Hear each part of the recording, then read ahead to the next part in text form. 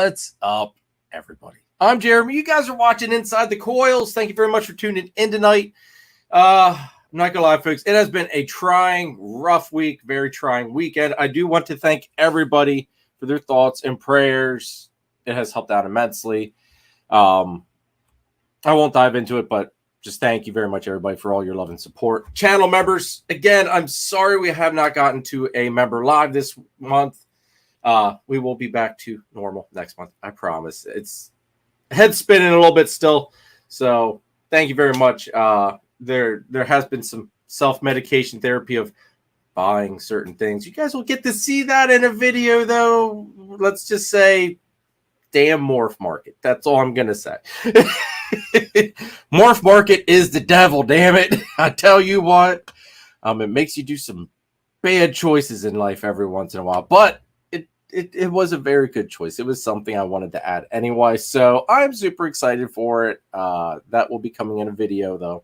So I'm not going to spoil it too much. A couple people know. But anyway, you guys are here not to hear me talk. But you are here to see Graceful Pythons. We got Jamie backstage. And I think Karl might be coming in a little bit later on. I think he's picking up some kids. I don't know. She said that there's bad weather. I'm looking on at her backstage, and I mean, it looks like it's nice outside right now. I don't know what she's talking about, bad weather. But anyway, we're going to bring Jamie on out here, say hi to everybody, because I'm pretty sure most of y'all do know Jamie, but maybe you don't. But tonight, you will by the end of this. So let's bring Jamie on out. What up, girl? Hi, how's it going? Hello, everybody. Now, what's this? It looks like it's nice outside. So we had some tornado warnings, and my teenagers, I've got two 16-year-olds that just got their license, and they work 45 minutes away right now until the restaurant opens in town.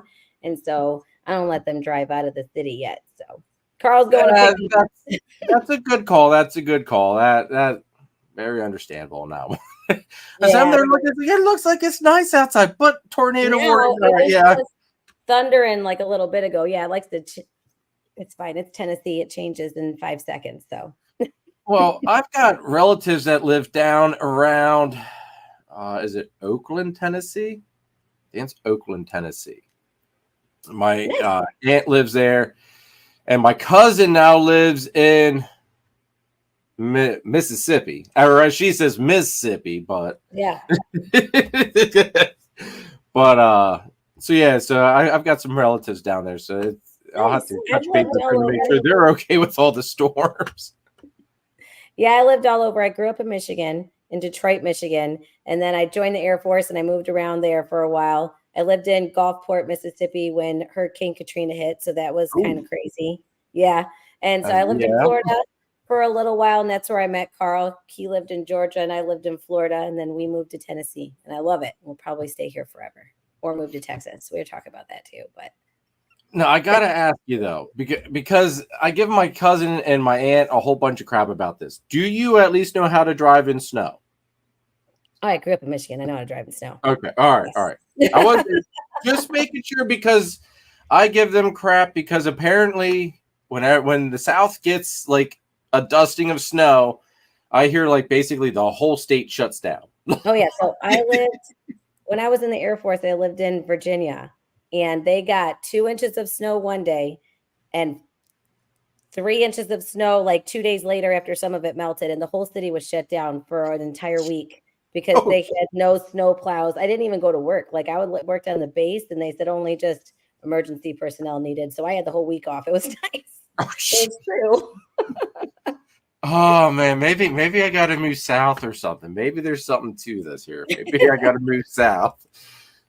My son Dom, he just got his license, so I understand totally the whole 16-year-old. He's 17, but I get the driving, and he's only got a 10-minute drive to work. But there were some nasty storms going through the one night. I'm like, dude, you want me to take you? Like nasty fog even the one night. He goes, oh no, I'm good. I got it, Pop. It's like, okay. It's like We'll let you stretch your wings a little bit. We'll give it. He did good. He did it. I'll give him credit, but I was a little bit of a nervous wreck. I'm not gonna lie. Once their store opens, they'll be driving on their own. My one son, Dorian, he's got the driving. He may be slightly overconfident. And then there's Joseph, who still needs to ride with the parent. He's got his license, but he needs some more practice. See, Dom is the overconfident one. He's definitely the overconfident, but that's how I was too. So it's just kind of like I had to teach myself basically, and I then understood what my mom went through. So I was just like, yeah, I'm sorry, Mom. Didn't mean to put you through all that. Let's go through, say hi to some people. We got Sammy in the house. What up, Sammy? Thanks for tuning in, dude. Good to see you. Tara, Voodoo Doll Royals. What's up, girl? You're a little baby. I was holding him earlier today, and he's really chill, Tara. Not going to lie. He's very chill at the moment. My one holdback already thinks he's big man on campus and thought he'd take a couple shots at old Pop here. And actually drew blood, which was very surprising. I mean, carpets are tiny little things as babies, and he actually drew some blood. So he's got a little bit of an attitude complex, but like his dad, does settle down. Sounds like his name's going to be Rocky or something. I don't know. See, I've got this Viking and like Greek-esque name thing going on with my carpets. I don't know why. Like Xena was supposed to be a girl, but then once we found out she was a he, then it's like, well, Xena kind of got the rep. So I renamed it to Xander, so that way I at least had the same thing, and I still just call him Xena. It just sticks. It's like, yeah, you're already named, you're confused anyway. But no, we got Xena, and then the male that I held back, his name's Ragnar. So we switched from, I guess, Greek stuff with Xena to Viking stuff, and yeah. So I'm all over the place with it, but I'm gonna try to keep it that way with the carpets. A little bit of a theme. Cool. We got a Holly in the house. Everybody, you guys did enjoy the new intro. Holly put together some badass new intro for me, so thank you very much, Holly. You guys got to see a little bit of some camera work of my holdback carpet from last year. I got to get some better footage for her, but she made do with the bad footage that I gave her, so I'm happy. I do love the new intro, Holly, so thank you very much. So if you guys do need intros, logo work, anything like that, hit Holly up at Texome Exotics. Also, go and check out her live stream every Wednesday. Go check it out, guys. Give her a subscribe as well and follow her on IG. Yeah, Holly did my logo. I love it. I do like your logo. Your logo is pretty badass. I don't know. I'm curious how that will, shirt wise, how that will work, because I want simple as could be. Yours is very complex. I think you'd have to do, I forget what Nathan told me type of printing it would be, but it had to be some fancy printing style to it. So, okay. But it is badass. Because Nathan I do the screen printing stuff with Nathan. So it's like, you got to keep it like very simple. Because if you don't, the wonderful things working with Holly is she'll give me, I have a couple different versions of my logo that's more simple for things like that. Ooh, okay. Very thoughtful. See, there you go, folks. Go check Holly out. We got Blue Zombie Morphs. What's up, dude? Thanks for tuning in. Let's see here. Jim, Straight Blast Pythons. What's up, bro? Hopefully, we will still be seeing you at the barbecue, dude. Looking forward to it. We got Tim from Mint Boas. Thanks for tuning in. Having a ball. What's up? Thanks for tuning in. Greg, what's up, bro? Another channel member. Thanks for tuning in, bro. Good to see you. Let's see here. We got Garden State Pythons. Pete, what's up? Thanks for tuning in. And we got more Forge in the house as well. Thank you very much for tuning in, guys. Great to see us. Tara, before we dive into this, Jamie, do you mind if I show off Tara's beauty real quick? Because I'm sure she's chomping at the bit. I want to see him too. This one hurts to let go, because this definitely would have been a holdback, 100% holdback. But hopefully it'll. Man, it's so dark. That's really nice, Tara. He's beautiful. And look at that dorsal stripe. And he is chill. Look at him. Yeah. But very, very reduced pattern. He's going to have a lot of tipping too. So Tara made out on this one. This definitely would have been a holdback. But I am happy it's going to her. The only thing is, with this one being a male, I would have been very torn between the one that I decided to hold back for myself anyway. So it was probably good that Tara picked this one as egg number 7. There you go, girl. As you can see, pretty chill. And she didn't know what was in the egg? Is that how you guys did it? Yeah, she, from the rip, she said she wanted egg number 7. So I was just, okay. If that's the one you want for the carpets, all right. That's super cool, Tara. That's awesome. Now, if anybody's getting some crazy notion that they're going to go start calling eggs on ball python clutches, now we're not going to be going that crazy. But carpet python clutches, okay. That's funny. But yes, Tara, congrats. Hopefully they shed soon, so that way I can start feeding these guys up, getting some meals into them, so that way they're ready to rock and roll. But let's see. Yep, Tara picked it before it even hatched. Yep. She even went back, rewatched the video, and figured out which egg was which in the egg box in the order that I placed it. So, so she corrected me. I was like, oh, this one's egg number 7. And she goes, oh, no. It's this one. Okay. Hey, you know. But let's run our first channel sponsor, Jamie, and then we'll dive on into this, girl. Sounds great. Gettysburg Reptile Expo, LLC is located at the All-Star Event Complex in Gettysburg, Pennsylvania. It's a 45,000 square foot venue with 125 plus vendors and top quality breeders, along with 270 plus tables. If you're looking for a python, boa, colubrid, gecko, lizard, or amphibian, you've come to the right place. Doesn't matter if you're a breeder looking for that missing piece to your project or a pet owner looking for your next scaly friend, Gettysburg Reptile Expo LLC has you covered. Need an incubator or rack system? They have you covered with sea serpents set up there to meet all your needs. The next show dates are July 20th and November 9th of 2024, March 29th of 2025. Show times are from 9 a.m. to 4 p.m. Make sure to check them out on their website, Instagram, and Facebook. Mark your calendars because this is one show you don't want to miss. So I'll see you at Gettysburg Reptile Expo LLC. Make sure you guys get ready. There's gonna be I'm gonna have a lot of stuff for Gettysburg this year, so I had to expand to 2 tables for that show. Be ready, folks. There's gonna be should be a lot of carpets, provided they don't get picked through real quick like they already are. So maybe I won't have as much as what I think. But make sure you guys do come out. This guy always comes out to it, so it's always good to see Sammy out there at Gettysburg.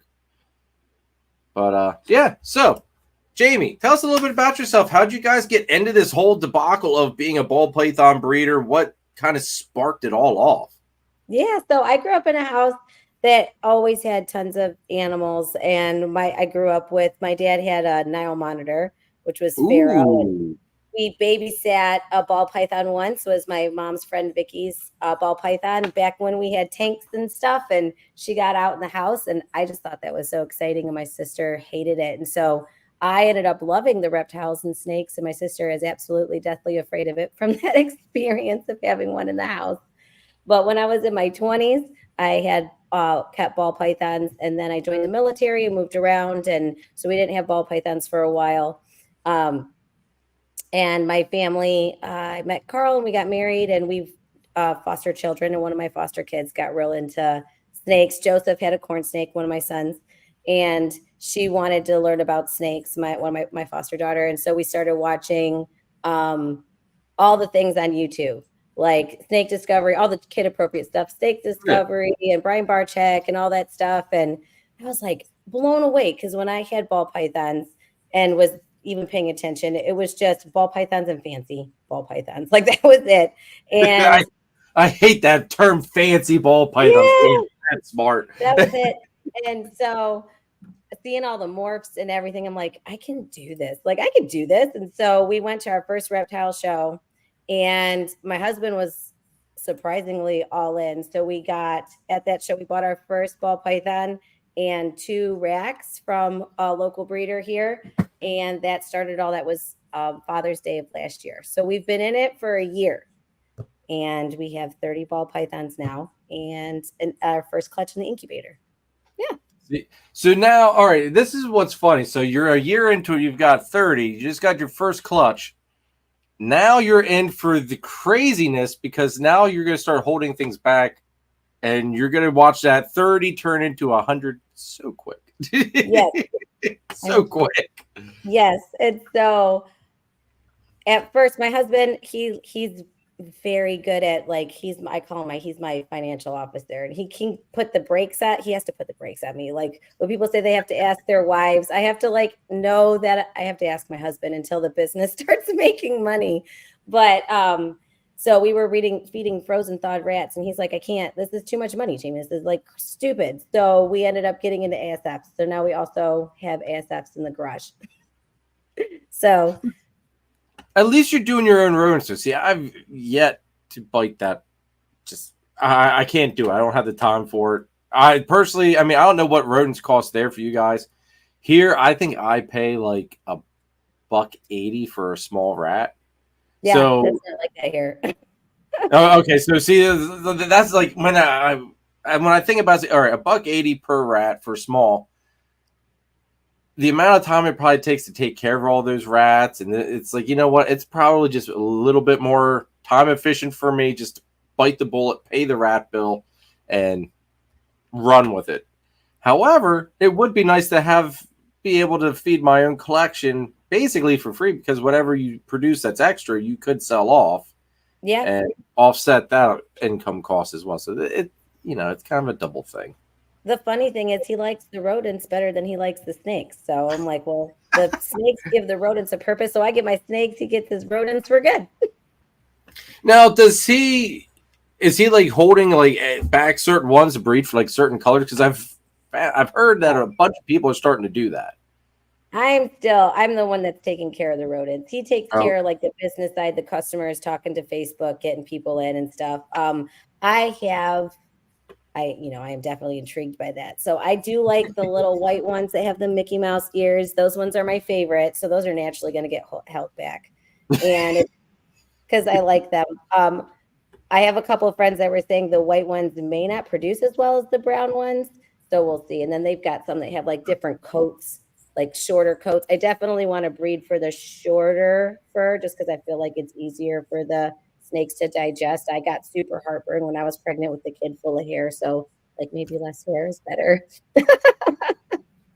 You might be onto something. Yeah, You might maybe. be onto something. Never. I mean, it does kind of. I mean, you never know. You never know. And their babies look cute because they're almost bald when they first come out, but then they get more hair as they grow up. So they're kind of doopy looking. I like them. Well, the other thing too, I've heard so many people say about the ASFs, they're a little bit more nutritional for the snakes. Even as far as, and I will say, as much as some people think there's a whole line of BS about this, there is a big color difference. There, you can notice a color difference between an ASF eater and one that's not. See, this is the more and more I'm hearing about it. It's pretty intriguing. Yeah, that's great. Julia, what's up? Did want to say hi to you. Your clown girl is doing good, and I'll be setting up shipping and stuff for you soon, Julia. So once Hamburg gets here, we'll get everything set up to send your babies out to you. Yeah, like Nathan, when I was over at Nathan's place, I guess it would be a couple months ago now, him and I were talking about it, and he was showing me several examples of bangs. So perfect gene to, show, a rat versus an ASF eater. And hands down, I mean, you could see it clear as day. It wasn't that it was just polymorphism, there's a considerable difference repeatedly between the ASF eaters and the rat eaters. So I'm sold on it. Just sucks that Nathan's Nathan's got ASFs, Danny's got them. Trying to think. I think Chris there is now doing ASFs as well, but they're just so damn far away. It's so much easier for me just to get rats. Yeah, the ASFs, as far as breeding them, it's super easy. It's really easy. You make sure they get enough protein, and you've got your colonies set up right. it's super easy. I don't have any problems. At least the line that I have is really chill. Like I could just go in there. I move them around with my hands. I don't get bit. They're great. Now, have you had any of them go like, how do I want to put it? Crazy mama on any of them? I hear about mom going kind of a little crazy. I had them for 7 months. So now my colonies are getting a little older and I probably should start retiring them. And I just had one crazy mom at the end. She's done. And so I'm like, well, you're done. So you're going to get retired anyways. So, but I haven't had any problems with that. I give them the Kallenbach rat food and mealworms and sunflower seeds once or twice a week. So, okay. Yeah. See, so they'll actually eat mealworms. That's love interesting. them. I didn't know that. They, like the ones you give your chickens, like the frozen dried ones. I get them at Tractor Supply. They go bananas for them. They love them. Really? Huh. That's interesting. I never would have thought of that. I guess it would be a good source of protein, which is the one thing I've heard that they really need a lot of is like a very high protein diet. Yeah, and I do that for all my ASFs, not just my breeders. I give them the black sunflower seeds and the mealworms for all of them because I'm going to boost their protein for my snakes. So they all feed the same, whether they're breeding or not. Okay. Our dad's going crazy. What's up? They say they have 20 colonies of ASF and prefer them over the Norwegians by far. Yeah, we have 10 colonies. You bred ASFs too? Damn. So what was that big drive to take going from just a hobbyist keeper to actually like, hey, let's start breeding. Let's kind of make this something a little bit more serious than just kind of you know what I'm trying to say. Yeah, I get it. So I was in quality control. I did the military. I did quality control. I worked for Malibu Boats, and I worked at a lithium-ion battery manufacturing plant until the world went crazy. And so in COVID, I decided to quit my job and homeschool my kids. And that was the hardest decision ever, going from a super working mom to staying home that is the hardest job that I've had as a stay-at-home mom, trying to be consistent with doing things you don't really like to do, like cooking food and taking care of kids and teaching kids who don't want to learn. I have boys. They don't want to sit and learn. So, but it's the best job I ever did. But when I'm done with that, now I don't want to go back to the work. I don't want to go back to 9-to-5 jobs. And so I was trying to figure out what to do. That was part of the reason why we got in foster care, because then I could bring some money in. And I also wanted to help kids, but I wanted something for myself. So that's what the business was. Plus I knew that if I told Karl it would eventually make money, he could like it too. So plus I'm still home to cook dinner and I'm making money.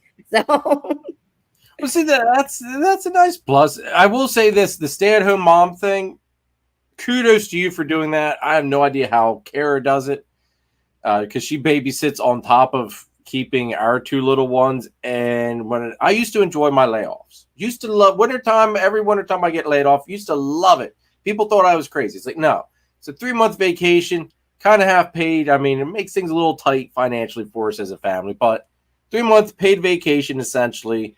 And, you know, I just get to relax, decompress. Now that all the kids are here and she babysits, it is a madhouse. And I either run to the snake room or to the man cave just to hide from the chaos. And I come up and like kids are going crazy. House is a mess. I just look at Kara, but I know my eyes are bugging out. I'm just like, I don't know how you do it. I'm ready to lock them in a closet. It's like, I got to go. I got to hide it, like disappear again. It's no idea how you all do it. So I commend you for dealing with all the children.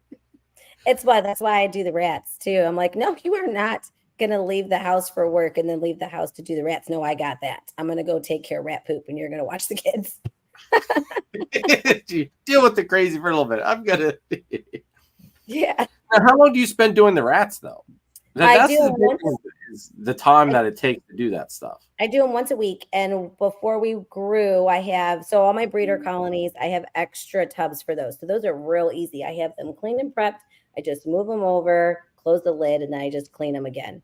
But the grow out tubs, I don't have extra because have a lot more now. And so those take me a little while. So I'll clean 4, wash them, clean 4. And usually I just try to knock it out all in one night. But if I don't, then it's just like a couple hours. So I think at the most, probably 6 hours. And that's if and I like to take my time too. I'm not in a big rush to get back in the house. So I put on a Billy if I'm doing it on Mondays or music or whatever. And I just sit out there. And it's right in the garage. So my living room is right outside the garage. I have the door open. I'm like, if you need me, yell. If not, watch TV. I'm in my rat room. Okay, see, that's handy though. That's kind of like what I do when I'm down here in the snake room. Just put on a live, just go to it.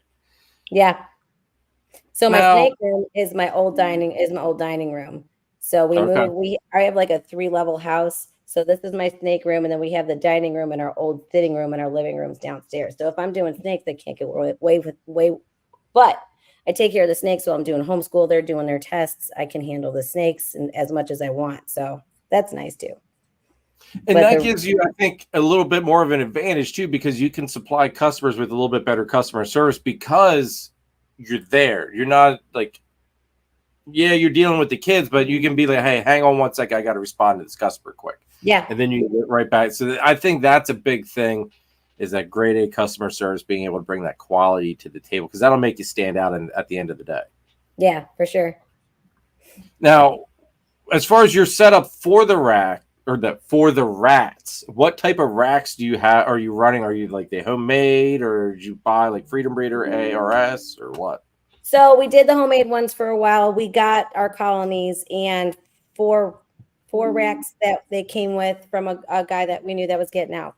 And so, but he built them with the larger mesh, and those little babies will get out. So I had ASFs running all over my garage. So I bought a metal shed. It was crazy.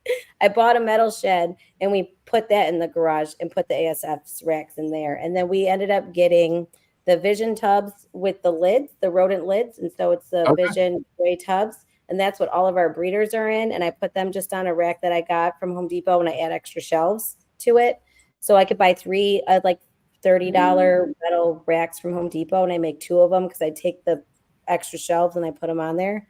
And then I use the Reptile Basics small rat breeding tubs for our grow outs. So that's how I have it set up right now. Okay. It's awesome. And nobody said we haven't had any chew outs or escapees since we got rid of the old racks. I was gonna say, that's the other thing that freaks me, that would scare me, is the chew outs, the escapee stuff. I know there's some people like keep them in their house. I'm just there thinking, it's like, if those suckers get out, you are so screwed. What I like better about the tubs with the lids versus the rack system, like with the snakes, is that ASFs are acrobats. They climb all over the top. And I don't know if rats do the same thing or not. But when you open the drawers, if you open them too fast, they will get hurt. And it's really sad. So I didn't like the drawers, and they can get their little heads caught. So I don't like that at all. I much rather use the tubs. Yeah. That makes sense. You don't hear about that too much, but that was the problem that I had with the drawer style and the ASFs. The biggest one. Okay. Pixel, what's up? Pixel says prices on Morphs are starting to improve. I picked up some high-end stuff from the Expo yesterday for cheap. $100 pieds, spot nose clowns, and clowns everywhere. Well, see, $100 for pieds, that's dirt cheap. Yeah. I wouldn't say that's improving. That's dropping. I refuse to sell a pied for anything less than, what is it? Yeah, I don't list them any lower than like $200 or $300. I refuse. That's my hard deck. It either moves or it stays. Yeah. Well, that's the thing. Like, you keep that pied, say it's a female, you keep it, grow it up, throw some banger pied to it. She paid for herself and then some, and she was well worth holding back for that, $200 or whatever. Yeah, yeah. see, I think there's too many people in too much of a rush to sell stuff. Joshua, what's up? Says, what's up, everybody? Everyone, I hope everyone is well and safe from the nasty weather. They must be down by you. Maybe. Yeah. Holly had some wicked weather earlier in the week for sure. See, we've escaped. We haven't had anything really up here. Our dad's gone crazy. Said they sold 2 male pods in Expo for $250. See, now that's really good for a male pod. Yeah. Really good for a male pod. Males always seems like they take the biggest hit out of all of them. I can't wait to go to Vend Expos. I'm excited for that. So vending. We'll see when are you? But see, it's if you got a little bit of stuff there, okay. Like you don't need because you got your 3D printing thing, which we'll dive into as well tonight. You could, I have no doubt, you could fill a table really easy. It's just getting your face out there. That's the big thing. Right. Even for me. So for the local shows, we go to all of them. Like we go. Okay. We haven't vended yet, but I knew marketing and myself was going to be a big thing. Getting on Instagram and social media, that was the only part of this. Like I don't want to do that. And so I knew I had to do that first because I am a super private person. I didn't even have Instagram before I started the business. Like I didn't at all. And I had my Facebook, but I barely went on there. That was just to keep track of my family from moving around all the time. So I'm not tech savvy at all. So I'm like, I have to do Instagram. I could get bit by a snake. I could do rats. I could do all that stuff, but I was scared to death of social media. So I'm super excited that I've done so well at it. I'm actually surprised when I hit 1,000 followers on Instagram. I was like, what the crap? So that was great. I hit that before I got any eggs, before I even started pairing. So that was the scariest part of stuff like this. See, I'm with you on that. Social media scared the crap out of me. Even doing this, if you told me I would have done this, let's see, we're on season. All right, so 3 years ago, if you would have told me I would have been doing a live stream or even a YouTube channel, I would have laughed hysterically at you. Because Dom Dom told me, he goes, Dad, well, I'm going to be a professional YouTuber one day. And I shouldn't have done it. Looking back, I was like, that was really piss poor of me as a father. I laughed. I was like, dude, just don't waste your time, man. Like the likelihood of that becoming a thing, you know. Well, I was like, what else? Like that's a hobby. That's not a job. That's a hobby. and now I've got a YouTube channel. I was gonna say, well, I guess it was once I got monetized, once I hit that 1,000 subscriber thing, that the old stipulations anyway. He came down and he goes, now who's the professional YouTuber, Pop, that you can't make anything out of? I was like, yeah, well, so it's like I'm still not making anything really with it. It's like, but okay, you got me on a technicality here. I'm sorry. But yeah, funny. Like doing that, I will say I do slack big time on the Instagram though, which is probably the easiest out of all the social media. Instagram, Facebook, that stuff's super easy. I think I slack so hard on it because I don't know. My IG grows so slow. Even when I was posting regular, it was just kind of like a drag. The YouTube grew a lot faster. It just seemed a lot more productive. So that's just kind of, you know what? I'll focus on the YouTube. Well, that's IG wonderful. if I get to it. Because it doesn't happen that way for most people. Like my Instagram is, and I'm not great.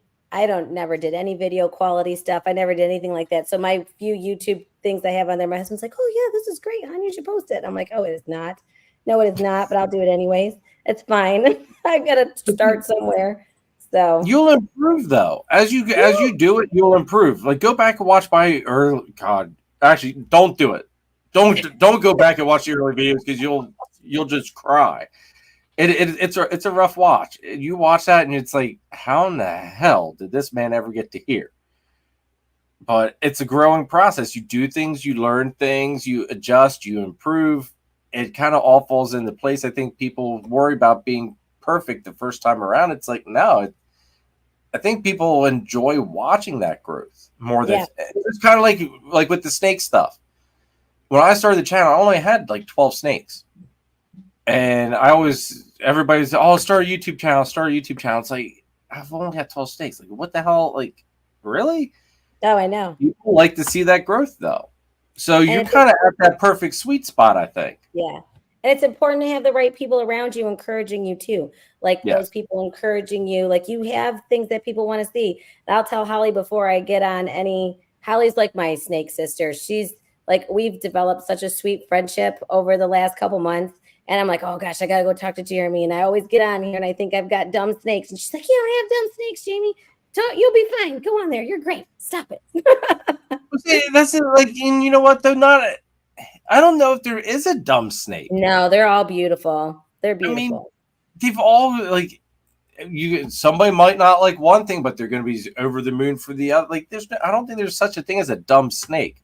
Wait for Nate to chime in here against me, it's really just all my nerves and just self-doubting, which cripples people. Really, that's the thing. And so it's great to have someone that can speak over that and speak into you. And I have one of my favorite snakes. She's effectively looks like a normal. Her name is Fancy, and she's het clown pied, and she's gorgeous. And she's a normal. She's a wild type. She's beautiful.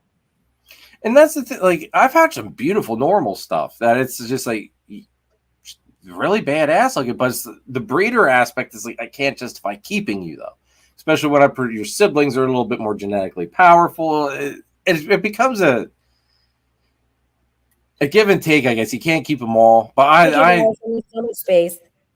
Yeah. There was some beautiful normals I've produced, and a couple of people were like, "There's something else." They're saying, "No, it's like I hate to say, it's just a really nice looking normal." Yeah. But no, they're still like there for a reason. People were buying normals, and then the really pretty fancies, right? Like were popular before these morphs for a reason. They're a beautiful snake. Oh, and they still are, and that's the one I think people downplay. And I'm not trying to offend anybody, but I think that's the one messed up part about the ball python breeding part of the industry, is that the base form, the normal, is so like, oh, it's just everybody's kind of like, oh shit, I have a normal. It's like we kind of somewhere devalued the basis of what everything was built off of. Right. Where I'll use the carpets for instance, like the carpet, like the quote unquote normals aren't devalued. I mean, they're still cherished, whether it's a normal or if it's got a morph tied to it. I mean, they're still cherished.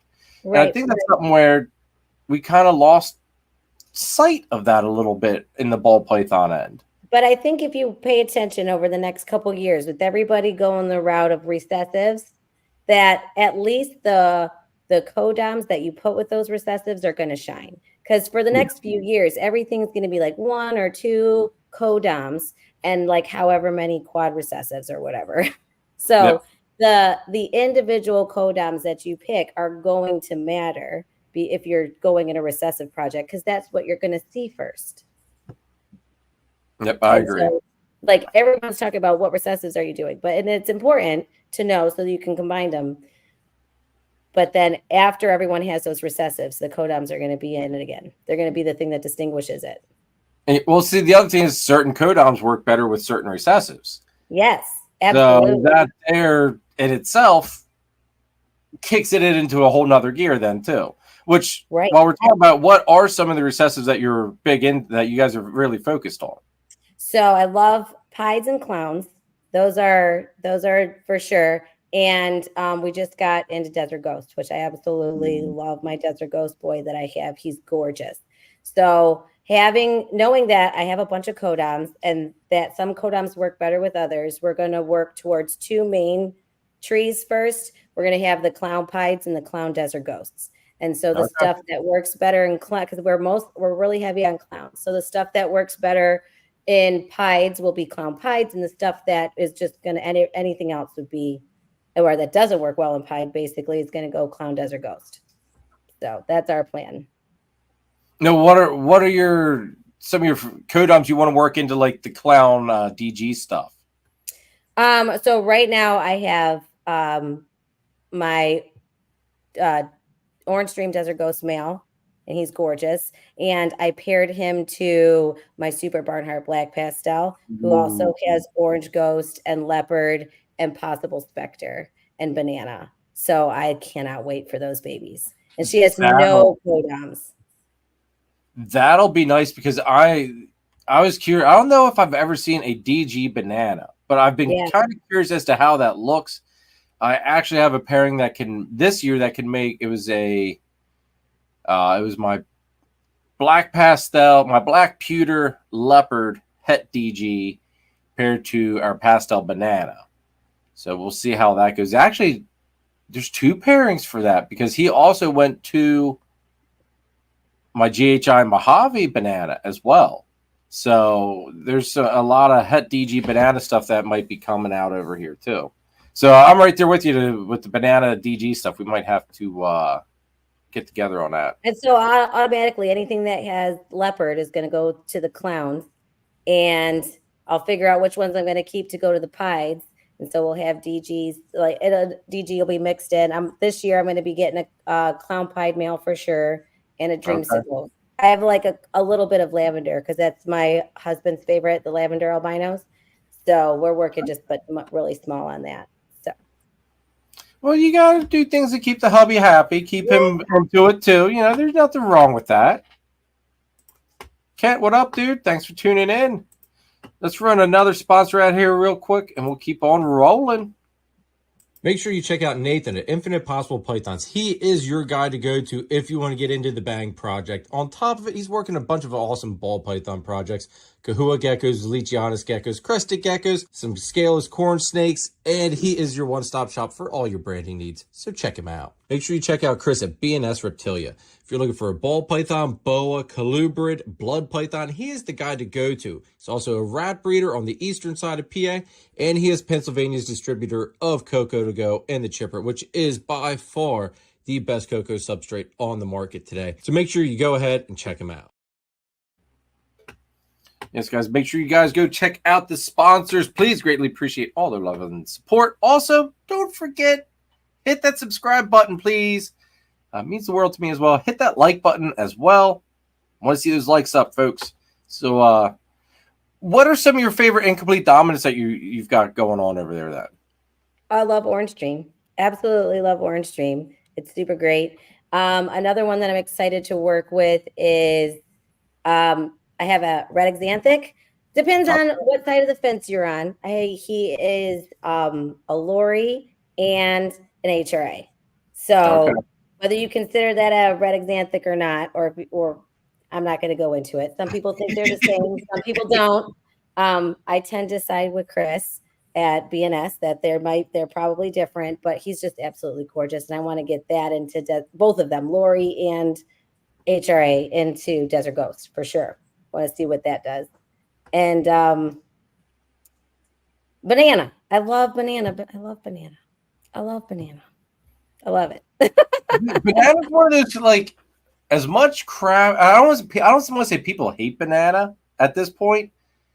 Banana sells. Banana produces some killer looking stuff, and depending what you freaking throw into it, man. Like, I've got what is he? He's a citron, leopard, banana, het clown. And the purples on him are just like, I don't even know how to describe them. They're like of a total different level.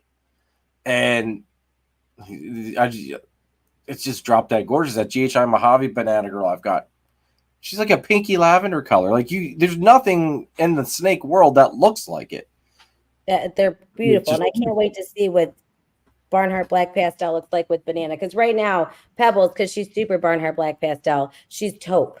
I don't know if anyone's gone on my Instagram and see what she looks like. She's a solid black snake with banana slapped on. She's beautiful, like the color of a wicker furniture, and she's got speckles on her. So that's how she got her name, Pebbles. She looks like a pebble driveway. She's so cool. But I can't wait to see the black pastel shine. You don't see it shine in her right now.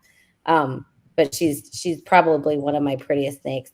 And then I have a blade het clown who it's with the bananas. People focus on the purples, but this is the first banana I've seen that's orange, and it's just a banana blade head clown, and her yellows are really like orange. And when I compare her, I'll pull her out if you want with my banana clown.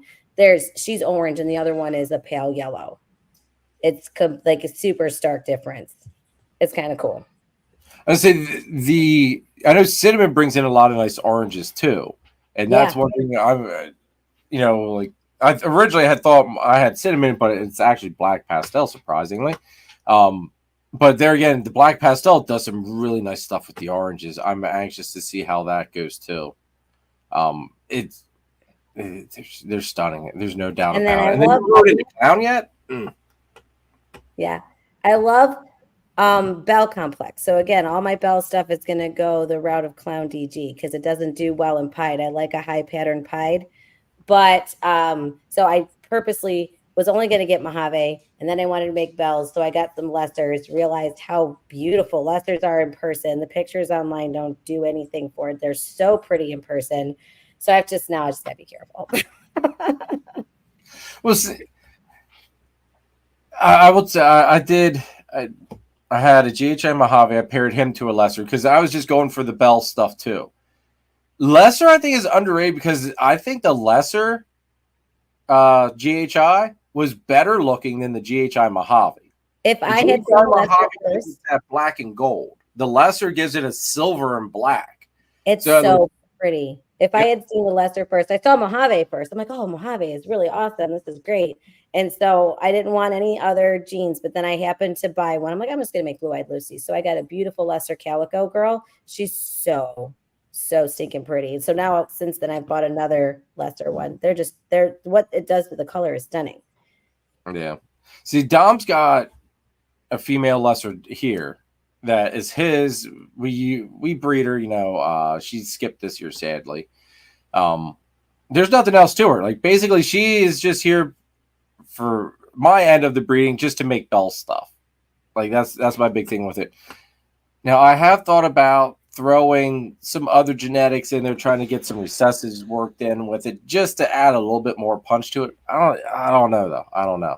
But I will say this, lesser does do some crazy shit though. Hands down does some crazy shit. What's upstate? I think he's talking to Morphs, Jamie.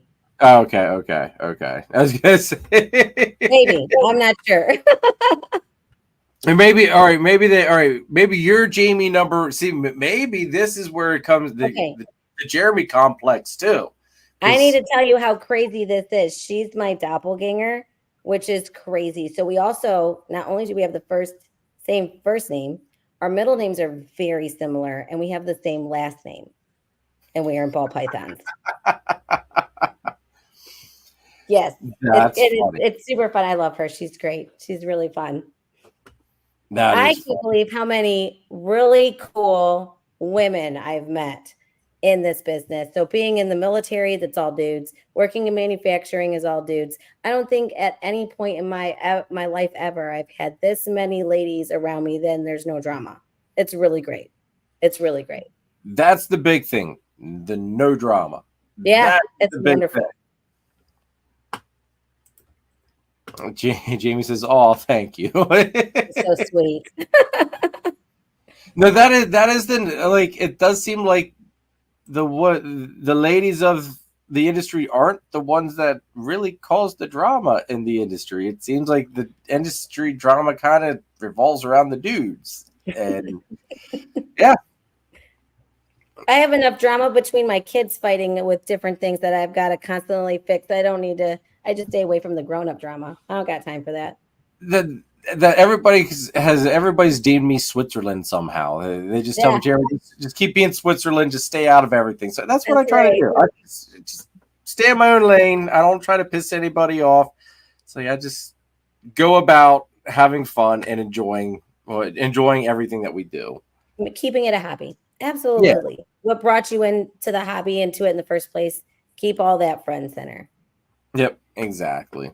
Now, do you want to talk? We'll get back to the ball python stuff, but do you want to talk? Let's switch things up here a little bit. You want to talk about some of the 3D printing stuff? Sure. So again, my husband has a ton of hobbies. He does bonsai, he does piano tuning, he does all kinds of things. So I said if we were going to do another thing, Let me go.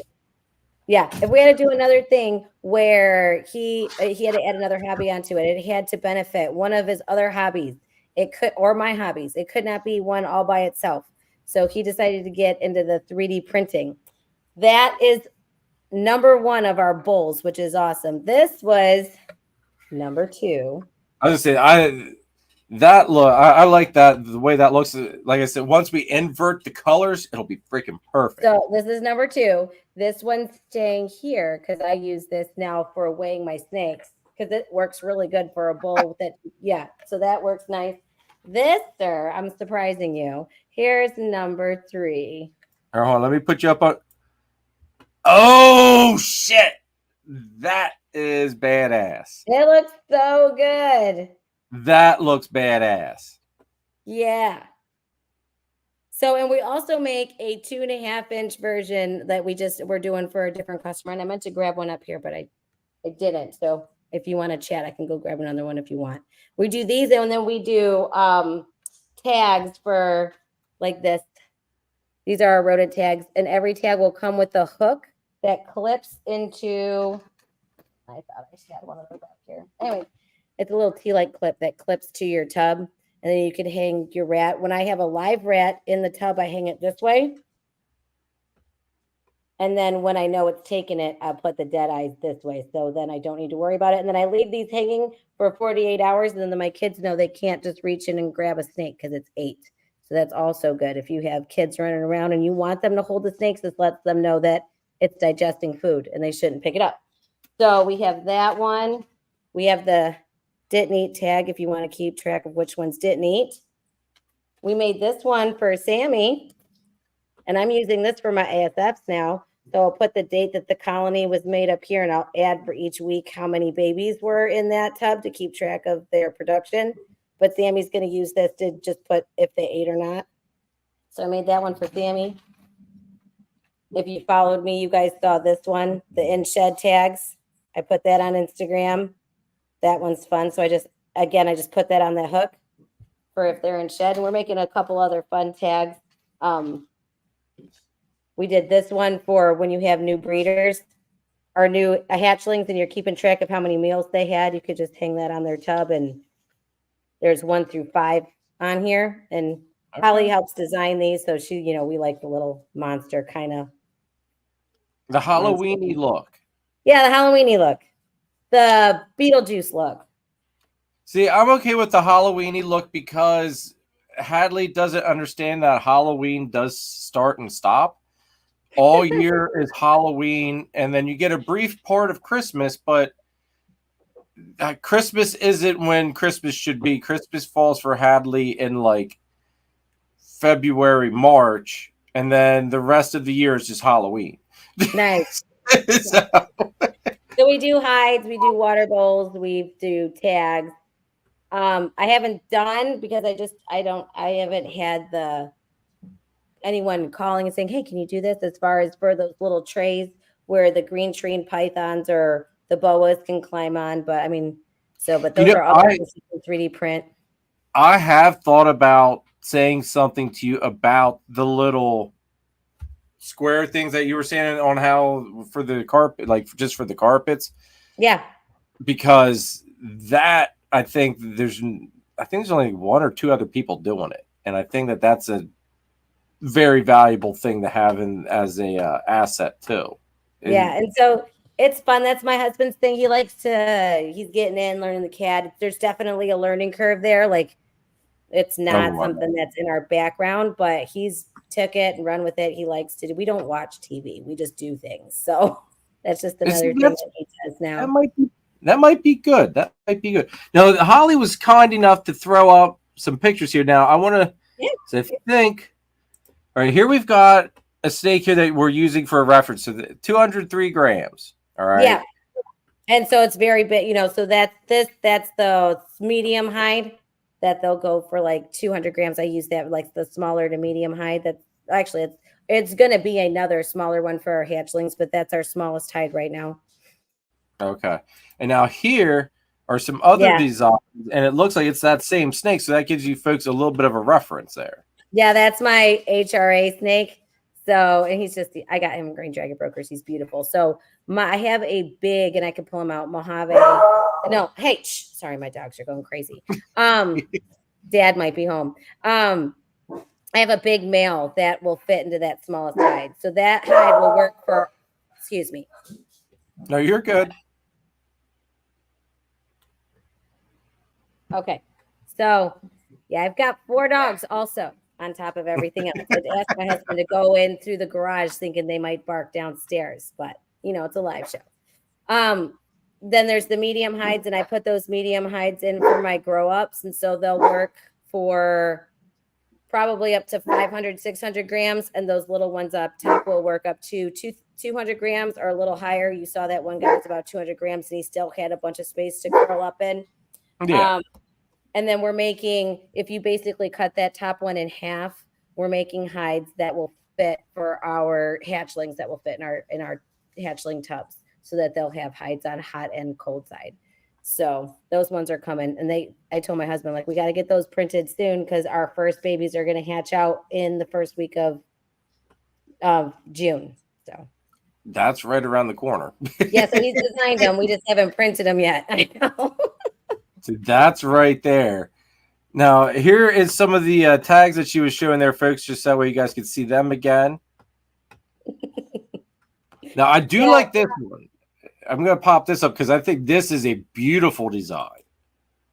And that's tree trunk. Really cool. It's very, very small. So that snake is actually my lesser calico. She's beautiful. We named her Thumbelina, though, because we got her at a local expo, and she was the tiny twin in the egg. So when we got her, she was only 54 grams and ate like a champ, though. And so in this picture, she's probably 60 to 70 grams. So this is a really small hide. Okay. But probably better for my geckos, like baby geckos or something. But yeah, it's really cool. It's a really cool hide. I say that would be all right. Everybody probably gets sick and tired of me saying about carpets. That would be a badass hide, enlarged to where a carpet can fit inside. But that would be humongous though at the same time. But that's a neat looking hide. Yeah, it's really cool. I do like that. And then sadly, Chris's picture comes in a little fuzzy there, but you guys can see. I mean, he stood that up so nice too. Unfortunately, it was fuzzy, but I sent them, like with you, like I gave you guys a little bit of the tags that we were printing, and those were the bowls we printed off for Chris. So his logo turned out real nice in that. It did. I gotta say though, I think mine looks a little bit better, Chris. Number 3. I mean, it looks really. That looks legit. Like you just popped it off my shirt and put it right in the bowl. Yeah, it looks really nice. I'm really pleased with how it turned out. So we'll be running these and get them to you as soon as I print my hides. hey, like I said, take your time. Take your time. Now, holy crap, we got 28 messages. I'm sorry, everybody, that I was not watching the chat. Let me see. Let's see here. More Forge says, yes, I am Switzerland. Let's see here.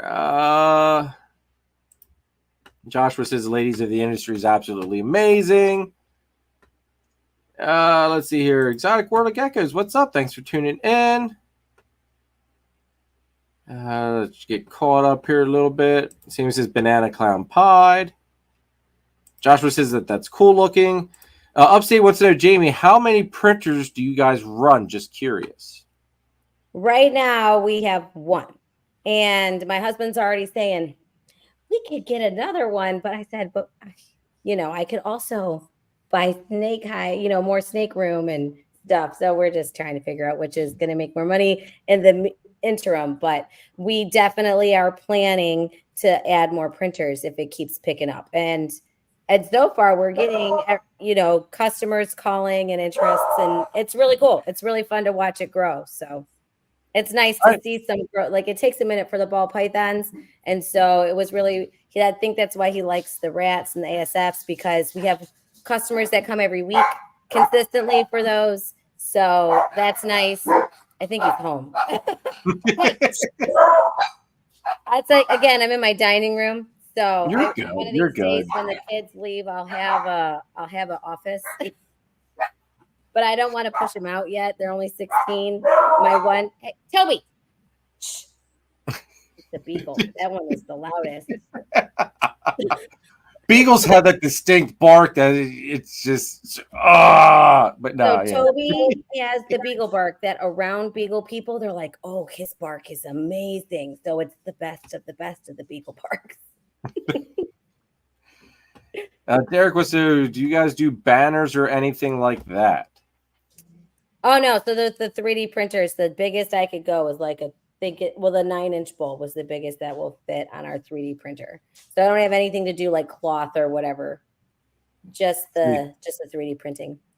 Derek, if you need something like banner wise, hit Nathan up at Infinite Possible Pythons. That is who I use for all of my branding needs, which Nathan, if you're still watching, bro, which you probably are, I did not get an email with my banner this week. I'll let it slide though, bro. But I'm hoping now that there's no Easter eggs in my banner.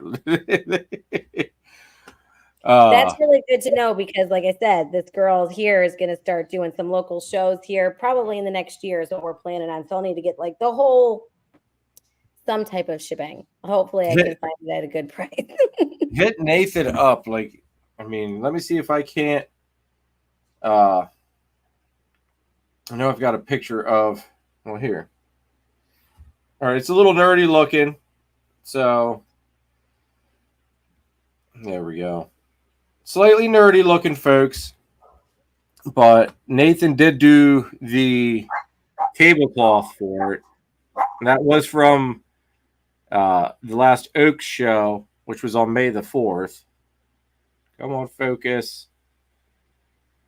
There we go. So, yes, I was wearing my Star Wars helmet that I hand-painted. Of course. It was you didn't wear it. Well, I was going to say, it was on May the 4th. I had to do something special. But, I mean, those tablecloths are heavy-duty, look great, and just freaking fantastic. So, definitely hit Nathan up if Jamie, you or anybody needs tablecloths, banners for shows, shirts, that kind of stuff. Hit Nathan up. Even stickers. He does stickers, which, Nathan, I need stickers too. But we'll worry about the backdrop first. I'm not going to bother you for stickers yet. That's good to know. And I like when I could go to someone in the community. And that's why we started with like hides and things going to the shows. We noticed that they had a ton of 3D printed toys, but nobody had hides or anything like that at our local shows. And I'm like, oh, people need that. And so we just went ahead and started doing that. Upstate wants to know how about logos on hides? Yeah, I mean, it just depends. So again, it has to be the more simple logo, and we can do 4 colors on our printer at a time. So like one bull logo, and that will slow it down. So as we add more colors, it would be like the price would go up slightly to do those 3. So your bull took 6 hours. Oh wow! It takes like 6 hours. The small 2.5 bowls, and I can do 6 at a time. That takes 18 hours with the logo inside. It was all on the back. So I mean, it does take time. And now our printer is one of the faster printers on the market. It's just a little slow, but it's fun. Sammy wants to see his tags again. Yeah, Sammy. Okay, so Sammy, your package. Sammy. You don't want to hear me yelling. I was gonna say that was the face of mom about ready to go off.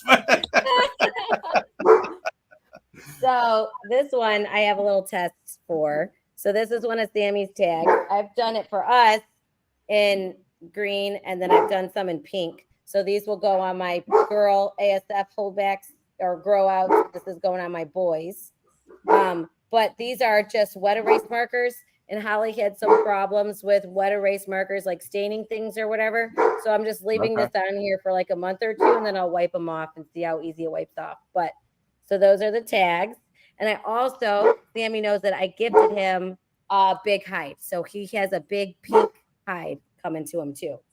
Oh, nice. Now, with the water erase markers, maybe another thing you could think of using if the markers itself doesn't work, the chalk markers, like what we use at shows. Yes. Or grease. So I worked in the military, so grease pins also wouldn't work nice to be able to wipe off a wind stain. But it should be fine. I really think it'll be fine. There you go, Sammy.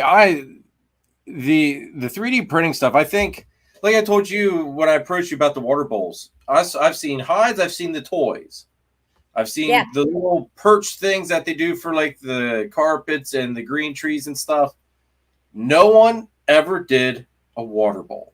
And it baffled me because it's like you go to these pet shops, you either got to get these big, hefty freaking rock things that weigh a ton, or you have to use like a dog water dish, or like it just, there was nothing that did the nice, clean look that I was looking for. Yeah. And you guys did it for me. And the nice thing with the material that we used for the water bowls and the hides, it's PETG, so it could go in your dishwasher if you want to send it on a sanitary setting. So yeah, it's dishwasher safe. It'll hold up to the humidity and heat in the tubs. It won't break down like the PLA does. So this stuff is the better choice as far as the environment that we're putting it in. So I know I'm super excited. I was happy you guys were able to do it. And we can do the logos on the hides also. We just haven't have any here. If anyone wants to go to Bone Daddy Serpent's page, he's posted on Instagram. He won. I gave him a hide and a water bowl for an auction that we did. He won one, and so he's got the hide that says Bone Daddy Serpents on there if you want to see it. But we can put the same logo on the hides also. Okay, nice. Yeah. There you go, Upstate. Hit them up. Hit Jamie up. Get your order in, dude. Now let's see what other pictures did Holly. What's this? Okay, Holly's just showing you the size of that's the logos in the hide, and this is my quarantine tub. I just got this sweet little girl. She's still in there this week, so that is Sunday, and so she is a super orange dream, and she's sugar. But that's our bigger hide. That's the opening there. So I mean, she's about 600 grams, so she's probably a little small for that. That's just the hides that we had open. There's just some pictures that I had. Plus, I want to show her off. She's beautiful. That is beautiful. If anybody was curious why the hell it looked like it did like a Matrix thing, I heard a thud, and the only thing I could think of is Xena fell into the. Oh, probably he was up and crawling all over that. I was watching him. That is the cool thing about carpets is they're always out. And I keep telling my husband, like he says, no berms, none of that. Ball pythons are big enough, blah, blah, blah. So I'm like, what about a carpet? The carpet will eat what the ball pythons don't. Like we won't throw nothing away. So I know like with him, I got to appeal to his frugal side. So I'm like, we won't waste any food. I can get a carpet. I won't breed them. I can get one though. So well, I will tell you this: if you get one, chances are one will lead to two. Because when I got my first one, which was Xena, the breeder, I told him, I'm just getting one for now. I was like, I maybe down the road I might breed them, And he just chuckled. He goes, yeah, you're gonna have about 6 of them before you know it. And he wasn't very wrong at all. Yeah. He was basically spot on. So the lady I got Sunday from, she also breeds carpets, and hers carpets, they're really beautiful. And so I'm just like, oh, I just think they're really cool. Plus they're out all the time. So if I do get another one, that's probably another snake that's on my list. And it's fine. I'll just be Graceful Pythons plus because I got the rodents too now. But see, I was gonna say Graceful Python. As I say, you didn't have to add the plus for the snake, but the rodent thing, okay, I got you on that one. But now, like, what other species kind of do intrigue you to want to maybe step into with breeding? Because it seems like everybody's kind of, even show-wise, I've noticed like a lot of people, they may have a main focus of balls, but a lot of other breeders are starting to get, kind of spread out because it's easier to get into some of these shoes if you've got multiple or at least another species that you're working with. So what would some things you want to dive into? Well, not corns. I can say that. They're not for me. So my son has a corn snake, and I'm not a super fan of him. So he's beautiful, but it's just I like a bigger head. I know I like the diamond shaped head. That thing has got like almost no head, and it's super fast, and it's always moving and it thinks I'm food constantly because he never holds it. So anytime I go open the tank, it wants to bite me. It won't hurt you, but it's just, I'm not a fan. They're still pretty though. The pimento ones are really, really nice. I do like the carpets. I do like boas. I've always loved boas. When I was a little kid, I went to my friend's house and she had a red tail boa, and I had only seen ball pythons and gardener snakes. So that was the biggest snake I had seen at that time. That was the biggest snake I had seen at that time. And so their tails are gorgeous. And that was the first time I realized that snakes can have live birth. And so I always thought that was just super interesting. I thought they all laid eggs. Poochie's getting yelling at Poochie. They don't listen though. They're still working.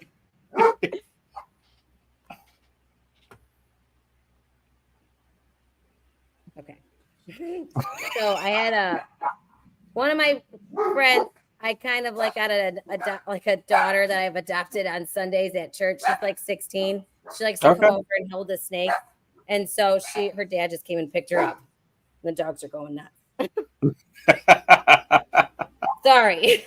No, you're good. Hey, no worries. No worries. Okay. So no corns. So what out? Because know a lot of like. For me, like even like if you want something where it doesn't get super long, but you get that impressiveness, the bloods are a really good direction to go then too. Oh yeah, I love the blood pythons. Those are really, really pretty. We actually have an axolotl, and that's kind of interesting. My son loved axolotls, and so he's a really fun pet. Like he's really interactive. He knows when it's time to eat, and I come up to the cage, and his little fins look at me, and he's ready to eat. So I really do like the axolotls. They're kind of cute. Now, how hard are they to take care of? Because my brother was going to get my niece one, but apparently, like, they're like you need a water heater, like or a water chiller. All right, so we keep them in our basement, which is pretty consistent, unless because that's where our fireplace is. Unless it's the wintertime, it's pretty consistently cool enough down there that he hasn't had a problem. He's also not a baby. Like I got him as an adult from someone who didn't want him anymore, and he came with the whole setup. So I'm not sure if the babies are more susceptible to that. All we have to do is a water change, like a 30% water change once or twice a week. And then you just dechlorinate the water with whatever drops you buy at the pet store to do that for your regular fish tanks. And that's it. And we have him on no substrate because they used to have him on sand, but that gets really heavy and he'll swish it around. They don't really need a substrate. And if you put pebbles down there like a regular fish, they'll eat it. Because anyone who's a Kirby fan, they suck the food up like Kirby. Like that's how they suck anything up. And so it'll pull the pebbles in its mouth and it would choke. So you can't have any little pebbles in there. But he looks at me. He knows when it's time to eat. And it's just super cool. So I never would have thought about the pebble thing. Yeah. It is like Kirby. I said the next one we're naming Kirby. It's just like a real life Kirby. It's super cool. God, I haven't heard of even Kirby, like even thought of Kirby in, oh my God, ages. Now I feel old. Your kids clearly don't play like the battle games, the Nintendo battle games, because he's still on there and he sucks people up. Oh, he's still. Yeah. Yeah, no. Dom's 17, so he's playing. He plays Call of Duty and Fortnite, and every once in a while I see him playing a racing game or Grand Theft Auto, which I try not to. Grand Theft Auto, I've never understood the whole point of that. But Yeah, Super Smash Bros. That's still my 16-year-olds, because Joe's real good at it. We'll get on there and kick the crap out of the whole family, and then everyone's upset. But Kirby's in there. See, yeah, Mario. Give me Mario, Donkey Kong. That's my we're a jam. Mario Kart family, man. We play Mario Kart all day long. A Mario Kart, I get mad. Mario Kart brings out the worst in me whatsoever. Everybody seems like they're out to get me, and I'm too much like my dad. I don't like losing, and when people can team up against you and make you lose, makes it even worse. Oh, that's why I don't play Super Smash Bros. Like, no, everyone wants to beat up mom, and then I get mad. It's not funny. I'm a poor loser in that game. I'm not graceful at all. Upstate says Super Smash Brothers is great. Yeah, not for me. I miss the days of like the old games. I do miss the days of the old games. Now, okay, yeah, I still like gaming, but the old stuff is where it was at. Like actually having to go to a friend's house and play. Finishing a game, having the accomplishment of finishing a game. None of the games have an end now. You just play. Yep. You just play it. That and like I play that Call of Duty Warzone with some friends, and now if you like, it's all skill-based matchmaking. So they beat you to the ground if you do good, which completely makes you not want to play the game anyway. Yeah. So it's like, it's like a catch-22. Anyway, let's run a channel sponsor and we'll get back into this. All right, there we go. All right, here we go. Can't find that missing piece of your breeding project? Hit up Triforce Morphs. They've been in the industry for 10 years and counting. They're working heavily with clown pieds, hypo clowns, hypopides, along with lace, citron, and the Matter project. Can't let out the fact that they have crested geckos as well. Trust, respect, and integrity. That's the Triforce way. Are you ready to take it to the next level? Then check out DTMG Pythons. Danny is best known for his awesome clown ball python projects. This year's focus is Confusion, Hurricane, and Disco Inferno clowns. He also specializes in high-end crested gecko morphs such as Exantic, Lily White, and Exantic Lily Whites, along with the Deadpool line of gargoyle geckos. Check out his morph market and Instagram, DTMG Pythons. Just buy it. Kike, Duck Hunt. So many fond memories of Duck Hunt. So many. I hated that damn dog. Oh my god, that dog. That laugh, I can still hear it. Actually, the other good game for regular Nintendo was Jaws. Oh, I don't think I played that one. Jaws was good. It also led me to breaking, I think, like 2 or 3 controllers.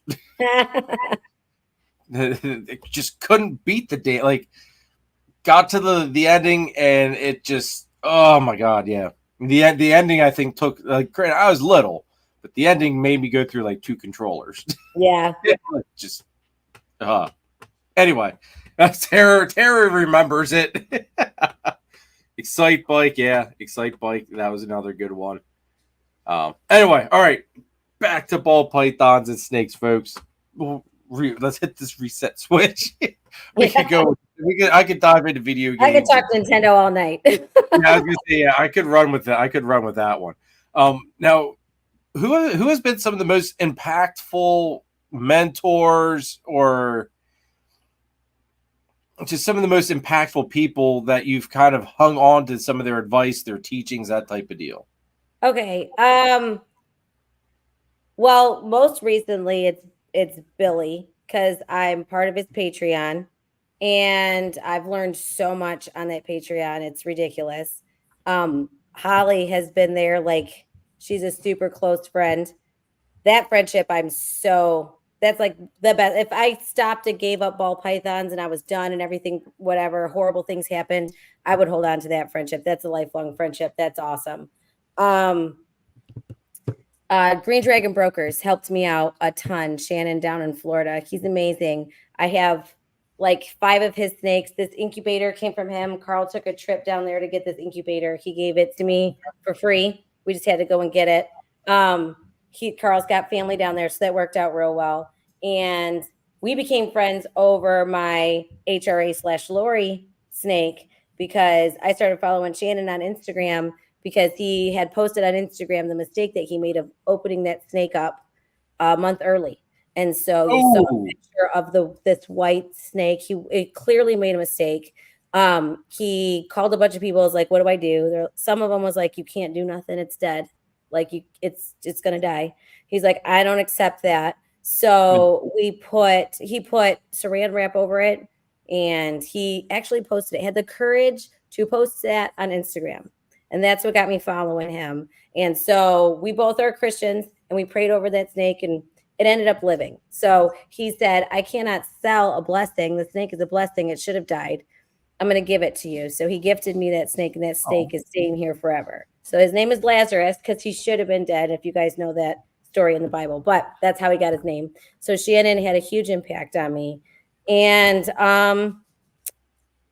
probably someone who I don't know is Ozzy Boyd. Like, I love all of his snakes and how they look. I love the Orange Dream. I bought one of my most expensive snakes at that time. I bought from him. He's my het clown. He's a oh goodness, I'm gonna blank out. Anyways, I'll come back to that in a minute. But he's gorgeous. At that time I had to decide if I was gonna go for a visual clown male or if I was gonna go with a stocked het clown male. And so I went with the stocked het clown male, and he's gorgeous. And so Ozzy was great to work with, and I love Cinder's a big gene I want to get into. He has so I've never met him. He doesn't know me. As far as style, he's probably the most influence on me. I look at what he's doing, and yeah. And as far as like getting into it, I still watch Snake Discovery, and I have a hard time watching since Brian Barczyk died, but he was a huge impact on me. And I went to the Reptorium before he passed because I have family in Michigan. And when I went up for Christmas, I took my whole family, except for my sister, because again, she's got that thing about not liking snakes. But her kids went and her husband went, and we all went to the Reptorium. So we paid for 12 people to go. It's actually decently priced for that many people. It wasn't horrible, and it's amazing. And you could go in there and hold whatever, like 90% of the snake, anything they'll take out of the cage. Like, oh wow! And Jerry, because he was like he's their two-headed snake, and he's too fragile. But if you ask, they have like, I want to say there was 8 to 10 people, staff members there. And excuse me, hey, 8 to 10 staff members there, and they anything you wanted out. My kids got to hold frill dragons. They got to see a porcupine. They got to see a capybara and pet them. The porcupine and the capybara. The sloth. You got that sloth too. Yeah. They have 2 now, I think. So I mean, it's just amazing. And the Legacy's right across the street. We got to I saw the building. We couldn't go in there yet, but it's just really cool. So bringing them there and letting them see animals. They're all less scared of anything that we have now, like almost to the point where I'm like, don't touch any snake in the wild, dude. This one is probably you shouldn't touch it. So like not every snake is okay to grab, but we're going to learn which ones are right and which ones we need to just respect with distance. But it's really fun. And so that one was great. That was probably the biggest memory I've had from this year was going there. And that was really cool. That would be that's something I would have loved to have gone up to go see. But yeah, that trip would be killer for me. I made it. Hey, Karl, what's up, man? What's up? I do want to say, sir, thank you very much for all your hard work on those water bowls. Oh, well, you two have definitely made. Oh, thumbs up. Let's see how many times I can get it to do it. Thumbs up. I was gonna say, yeah, that's what, an Apple thing, I think, or something like that. Yeah, it's an Apple thing. Yeah. Notice I haven't set it off. It's just this guy. But no, the water bowl's freaking killer, man. Jamie was just showing off design water bowl number 3, and just man, badass looking, badass. Yeah, I definitely appreciate your patience. Hey, like it's like, well, it's like there's no rush. I mean, there's a slight little glitch in the issue, and hey, well, we fixed it. I was gonna say that's the big thing. Like I was saying earlier, no one has ever done a water bowl. And probably because they tried just whatever method and they had a leak and they didn't try figuring out how to fix it. You guys went above and beyond and figured out the issue. And now now you guys got a successful thing. Yeah. And we've had this one now. We did a 7-day leak test and not a leak, not a drop. See, that's freaking awesome. Oh, it makes me excited. Yeah. Not gonna lie. But now, Jamie, should we tell him what his next assignment is? Oh man.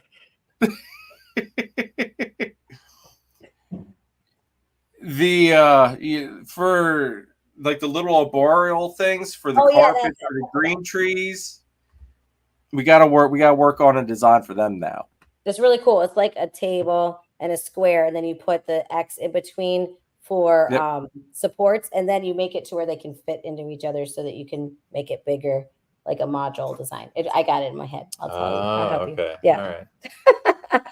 That's the next assignment, but that's a more of a niche thing. But there's only like 2 other people I know that do it. So, and it's another thing that gives you that little bit of an edge. Plus, then I've got someone to go to when I need to order stuff. That's right. I'm gonna be the biggest pain in the butt, but maybe a blessing all in one time. Kai, what up, bro? Good to see you. Thanks for tuning in, jumping in here. Actually, let's run the last channel sponsor since Kai is here, because Kai is also one of the channel sponsors. So let's go ahead and run this real quick, and then we'll be through the channel sponsors, guys. 1 second. Lucas Landon Royals produces some truly high caliber snakes. Kai has been breeding ball pythons for 6 seasons and counting. He's working toward multi-recessive combos such as DG Clown, Hypo Clown Pied, Sunset Candy Pied, and DG Exantic Pied. He's working with several other species of snakes, but next year he's going to start breeding Boa Imperators, and he also has a small group of super dwarf retics. So be on the lookout for some super dwarf cow retics. Become a royal at Lucas Landon Royals. If you want to use the best reptile record keeping and tracking software on the market today, scan the QR code or click our partnership link in the description down below for a free 30-day trial of Husbandry Pro. I promise you will not regret it. Use code Warfel60, folks. Gets you 60 days instead of 30 days. Warfel60 should be a thing in the description down below. Kind of emphasizing the Warfel60 for the code. It gives you that, like I said, 60-day trial instead of the normal 30-day just that you get with the link. So definitely. Oh, sorry. What were you say, Jamie? Oh, so we use Husbandry Pro. It's great. Yeah. See, it's surprisingly, I don't know why, but I will be doing a once a month thing with Husbandry Pro, folks. I think, well, what's the date that Zach roped me into? Let me see here. Where's my calendar at? It is June 14th at 8:30. So June 14th, 8:30 p.m. I am running the live for Husbandry Pro. Going to be going over the rack view and how I use the rack view, that type of deal. Apparently not many people use that view. So Zach thought I'd be a perfect person to go over it, and maybe people start using it a little bit more. Just guess everybody's taking a topic, kind of help get everybody through some of the questions or anything that they have going on with husbandry, that just help walk them through it. So I'm super excited. So much you can do with it, and you don't have to do all of it. We do just like this much of what it can do. Yep. Well, that's the thing. Like I was telling him, it's like I use certain aspects, but I don't use the whole software because it does things that's like that. Some of it's just beyond my even comprehending. But it does something for everybody though. That's the big thing. Oh yeah. Let's see here. Trailer Park says, y'all, me and my cousin Donnie been watching a while now. Just started getting into breeding. This is a good channel. Well, thank you very much. Appreciate it. I agree. Very, very appreciate that. I try. This month's been a little bit of a harder month, so I do apologize, folks, that if I haven't seen really fully with it. It's been a trying month. But we'll get through it. We'll get back on normal par. But yeah. So while we're on the Husbandry Pro thing, what are some of the things that, like, what made you want to try Husbandry Pro out? Was it Billy or? No, I actually got on Husbandry Pro before Billy. We got on when we got to about 15 snakes, and we had some adults and some little, babies under 200 grams that eat 5 days a week, and I couldn't keep that straight. And I was like, with 5 kids running around, 4 dogs, 5 chickens, an axolotl, a corn snake, I don't know who's eating what. So I just wanted to make sure, and they can't tell you when they're hungry like the dogs can. So I wanted to make sure. And then we could keep track of inventory that's when we were doing frozen thawed. And so that was the big reason. And we could do the 30-day trial where he saw it, and he's a engineering manager, and I come back from a quality assurance background. And so that just helps out a lot. We can set up all kinds of things, alerts and stuff, and let us know what's going on. I can keep track of their sheds. Then with the breeding, it was such a huge help. It does all the math for you. I don't have to worry about cutting early or waiting for them to pip or whatever. You just set up your breeding and your incubation when she laid, and it tracks all that for you, which is wonderful. So it does the math, what to cut. You've got the clutch cards too that you can print off, so that way you don't have it. So I'm waiting to see all this fun stuff y'all say. What's that? On the lid. I don't do all that stuff yet. The labels, waiting for all that stuff. Right now, I'm just keeping track of the information on the computer. But yeah, it'll be fun. I say it's nice to have that, just because after what big thing is when you go to turn those babies into animals. That's the big thing right there, is having that clutch in your husbandry. It just makes it so easy. Yeah, we got Husbandry Pro probably like at the end of last year, December, January timeframe.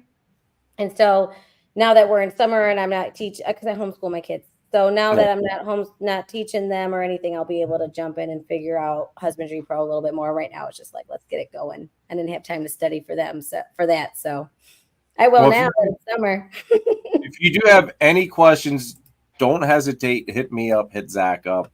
We'll get you through it. Oh, yeah. Because there's a lot of stuff to it. I do commend you guys for jumping on it so early, because you saved yourself a bunch of time. Oh, yeah. We had to. I said we had to pick. We could either make an Excel spreadsheet and keep track of it that way, or we got to pick between Clutch and Husbandry Pro. And at that time, Husbandry Pro had the longest free trial or something. Okay. I don't know even that. I went there first. I don't know, but I went there, and I didn't really look at Clutch too much, so I can't say why I picked one over the other. But I really like it. I don't regret the decision at all. So I know for me, like, I got on Husbandry before Clutch came to actual being Clutch. The fact that the software is shaped by the users, and that they take what we want and implement the reality, is this a usable thing, or is this something where it's only going to be used by one person? Like, they take that into account. So not everything does get made into an actual update, but the fact that they do listen so much to the people that are using it, and if it makes sense to put it in there, they put it in there. The new thing that they're working with Adam from Proper Royals about making a sale space, I'm excited for that, because that's one thing that I have been waiting for. Granted, it's got its own little storefront now, but the fact that you're putting it to a website, or me already having my website there, I'm excited to get Husbandry implemented into it.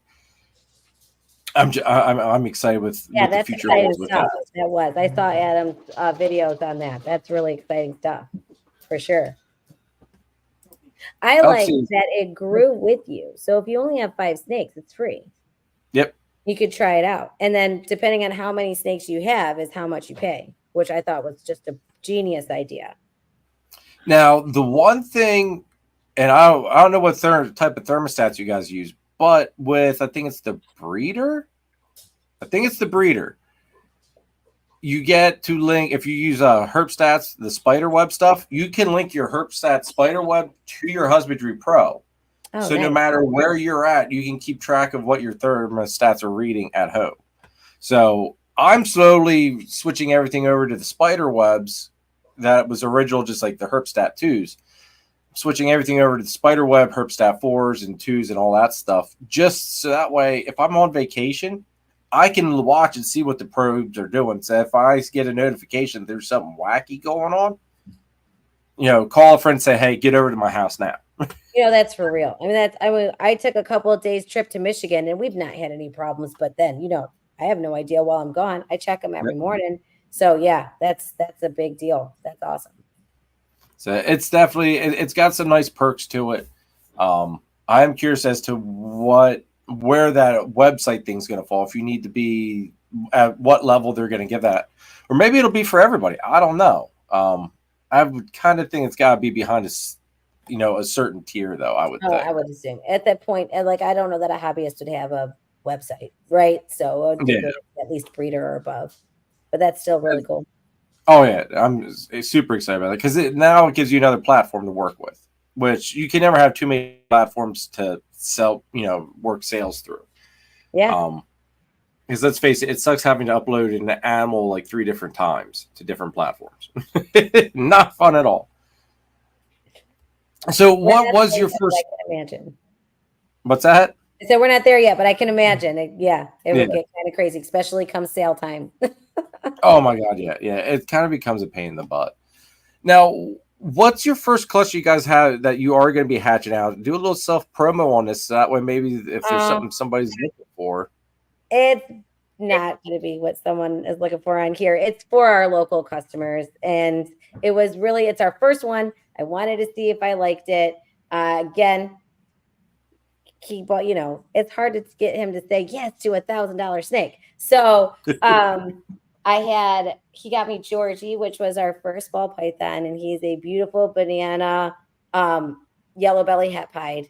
And so then I wanted another female, big female, but I couldn't spend a ton of money because I already had a bunch of other babies. Well, again, we have 30 in less than a year. So I got Bertha, and was local, so I didn't have to pay for shipping, but she's a beautiful, I love pinstripes. So she's a 11 blasted pinstripe pastel. And so that's our first pairing. And it's also because I was like, what if I mess up? They're beautiful, but it's not like $1,000, it's not $1,000 per animal. I don't know what I'm doing. And I didn't buy a Wilbanks incubator. So our incubator set up, it's doing great. So that's our first clutch. They're going to be some beautiful pinstripe bananas, which is awesome. They're beautiful. Even if we get some normals, that's fine too. So that's what we have. And then we have after that, hopefully, I don't know if she's going to go, but we have an Orange Dream banana het pied that Georgie was the sire to. So those are coming next. And then after that is my clutch, my most anticipated clutch, which is Pebbles, our Super Barnhart Black Pastel to Okeechobee, which is our Desert Ghost Orange Dream. So that is our year of breeding right there. But you know what? I mean, those are nice clutches, though. Yeah. I mean, to get your toes into it. Like you said, you've got that new incubator, so you're kind of making sure everything, works right with that. That was one of my big things. Like, my first year wasn't so massive. I think I had 4 clutches my first year, and not it wasn't super powerful stuff. A lot of it was just double. Like, I had a double head Xanthi Clown clutch. Then there's some het DG stuff. I mean, it wasn't like super set the world on fire type of deal. It gave me confidence in my incubator, and it was nice building blocks for stuff that I'm producing now. Like, those babies that I produced that first year, they're breeding now, and hopefully we can hit the Xanthi Clown this year. Hopefully the gods don't flip me off and say not again, because last year they gave me a big hard no. Oh man. Oh, last year it was double head to double head. I didn't even hit one visual. Not one visual, and everything had spider. So, but as much crap as everybody gives spider, they sold really quick. So. I have a spider. I like them. I love the spiders. They're really beautiful. And I have a a banana. I have a boy that has probably was born with a birth defect, like a dent in his head. His name is actually Harvey Dent, aka Mr. Wobbles. Um, that has a wobble, but it had none of the wobble genes. And so he made me realize that I could have a spider and still be able to deal with it. The only accommodations that we make them is they always have pre-killed or frozen thawed, because one time he got a little overexcited and he bit himself instead of even the frozen thawed. And so I had to get him unwrapped from himself, but it was just, they're Yeah, that was. it's like no damage. They have like little itty bitty baby teeth, but so pre-killed and dropped, and they eat all the time. Spiders eat, man. So it doesn't matter if it's pre-killed and dropped off tongues; they're gonna eat it. And so they're just, he's fine. He's not a spider, but then I got Spider was a Joy. Her name is Joy. She's got a smiley face head stamp, perfect, like on her head, smiley face head stamp, because she's a spider. And you want to pull her out on? She's in the yellow hides. She's got Orange Dream and Spider, possible het pie, but I don't have any other spider. I don't know if I'm going to breed her. She's still real little, and she doesn't have a wobble at all. She just gets a little weird at feeding time. Other than that, she's a happy, friendly snake. So I like OD and Spider they were meant for each other. Yeah. OD and Spider just man. That first year I did produce a Bumblebee Orange Dream, and I ended up selling him. He's one snake where I wish I probably would have held on to, just because he was gorgeous. But I produced that he was more of a pet than anything, and it's just kind of like certain points, tub space is, money. And she's in shed, so she's still not as pretty as she could be. She like glows. As he is, that's beautiful. Yeah, there's her cute little head stamp. I like that. Yeah, so that's Joy. She's more spotted too. It's more of like, she looks more like an actual like leopard. Yeah, I can't remember if it's inchy or super inchy. I'll have to look at her genetics. We've got enough animals to where now I don't memorize them anymore. So that's the neat. I keep saying that leopard spotting to where it looks more like a leopard than the actual leopard gene. Yeah, for sure. This is our first year, so I'm like, I don't know if I'm gonna like this. That self-doubt that nobody tells you about, because you're never taught how to be an entrepreneur. And I've worked for other people my whole life, where you go in and then you constantly get like, oh, you're doing a good job, or you get a good promotion, or I work for my gold stars. Well, you don't have that when you're a mom. You don't have that when you work for yourself. So it's like I said, we did these clutches, not sure what I'm going to do. In my mind, I wasn't sure until we had a breeder, but I have 30 snakes. And Carl's like, Jamie, you have a freaking business. I wouldn't have bought 30 snakes if this wasn't a business. So we don't want 30 pet snakes. Right. Yeah, I told her if we were getting pets, we would have stopped at 1 or 2. Well, so now, how far do you guys want to take this whole thing? Like, what's your goal size to hit? I joke with her and tell her that, the snakes and the rats need to take off so I quit my day job. But I don't think we're going to take it that far. So right now, how you take it, you don't have to be that big to do it. You just got to have the genetics to do it. Right. So right now we're limited in space, and the local shows that we're at, like not high. I don't think high sellers are going to like high genetics, high dollar things sell. It's the pet stuff that sells. And so I think for a little while, I'm going to try my hand at some higher end genetics, just because I want to be relevant. I want to know what it looks like. And the genetics are fun for me, but I'm also going to do, I have rodent business. And if I have local customers that want to buy pet snakes, then they also buy rodents for me. And so that's a smart business model. Also, I love bananas and I love bells. And so those will always be part of our table. And then I can show off with the local breeders. We are so fortunate to have so many great local breeders by us. So we have BC Balls right down the road, Shane Kelly from Small Town Exotics right down the road, the Herb and Harbins, and Muscles and Geeks. They're all at our local shows all the time. They're great. Oh, BC Balls does some, because he does mostly the big shows. But I've met him, and she bites you. No, she tried. Our sassy snake. She thinks it's time to eat. What are you doing? What are you doing? The Looking for the hook. Oh, it's on the table. We have one we have to touch with the hook when we get her out because we bought her spicy. Some of the people that followed us, she's our spicy pied. We bought her on Instagram. It said she was spicy, and we pillowcase trained her, and she's wonderful. Now we can hold her and she's fine. But she was snapping at my face like when we first got her. So there must be some with pieds because I've heard it. I have 2. They're high OD pieds. And they came from Kai. Kai did warn me when I got them from him. He chuckled. He goes, "Have fun with these 2. They're a little spiteful to say the least." And I had to say he's right. So this girl was surrendered to the breeder we bought her from because she was too spicy. So we don't know what she is. We're actually getting her shed sent off to RGI for a full panel, just so I know if she has anything else. But she's really pretty, so I don't think she's just a pied. Definitely entry pied, and maybe we'll just see what else. She's got some orange there too, and like near the edges. She's just really pretty. That's pretty. I do see the Enchi in it for sure. That's once we get her out, she's fine. Yeah, she's a good girl now. But you go watch our YouTube page, you can see a lot of videos that we posted with her, the pillowcase, and we just put her in a pillowcase that are on our lap, watch TV for like an hour, and she got used to being touched. So I never heard of that doing that. That's actually smart. And we would get her out with the pillowcase. We just put our hand through it and pull her in, and so then she's just like in a snake bag. She's kind of chill. Just would venture out. Felt like she was in a hide. Didn't get overstimulated. She's good. Yeah. That's actually a good, smart. I never thought of that. I never heard of doing that, but that's actually really a good way to acclimate a snake to being touched. Yeah.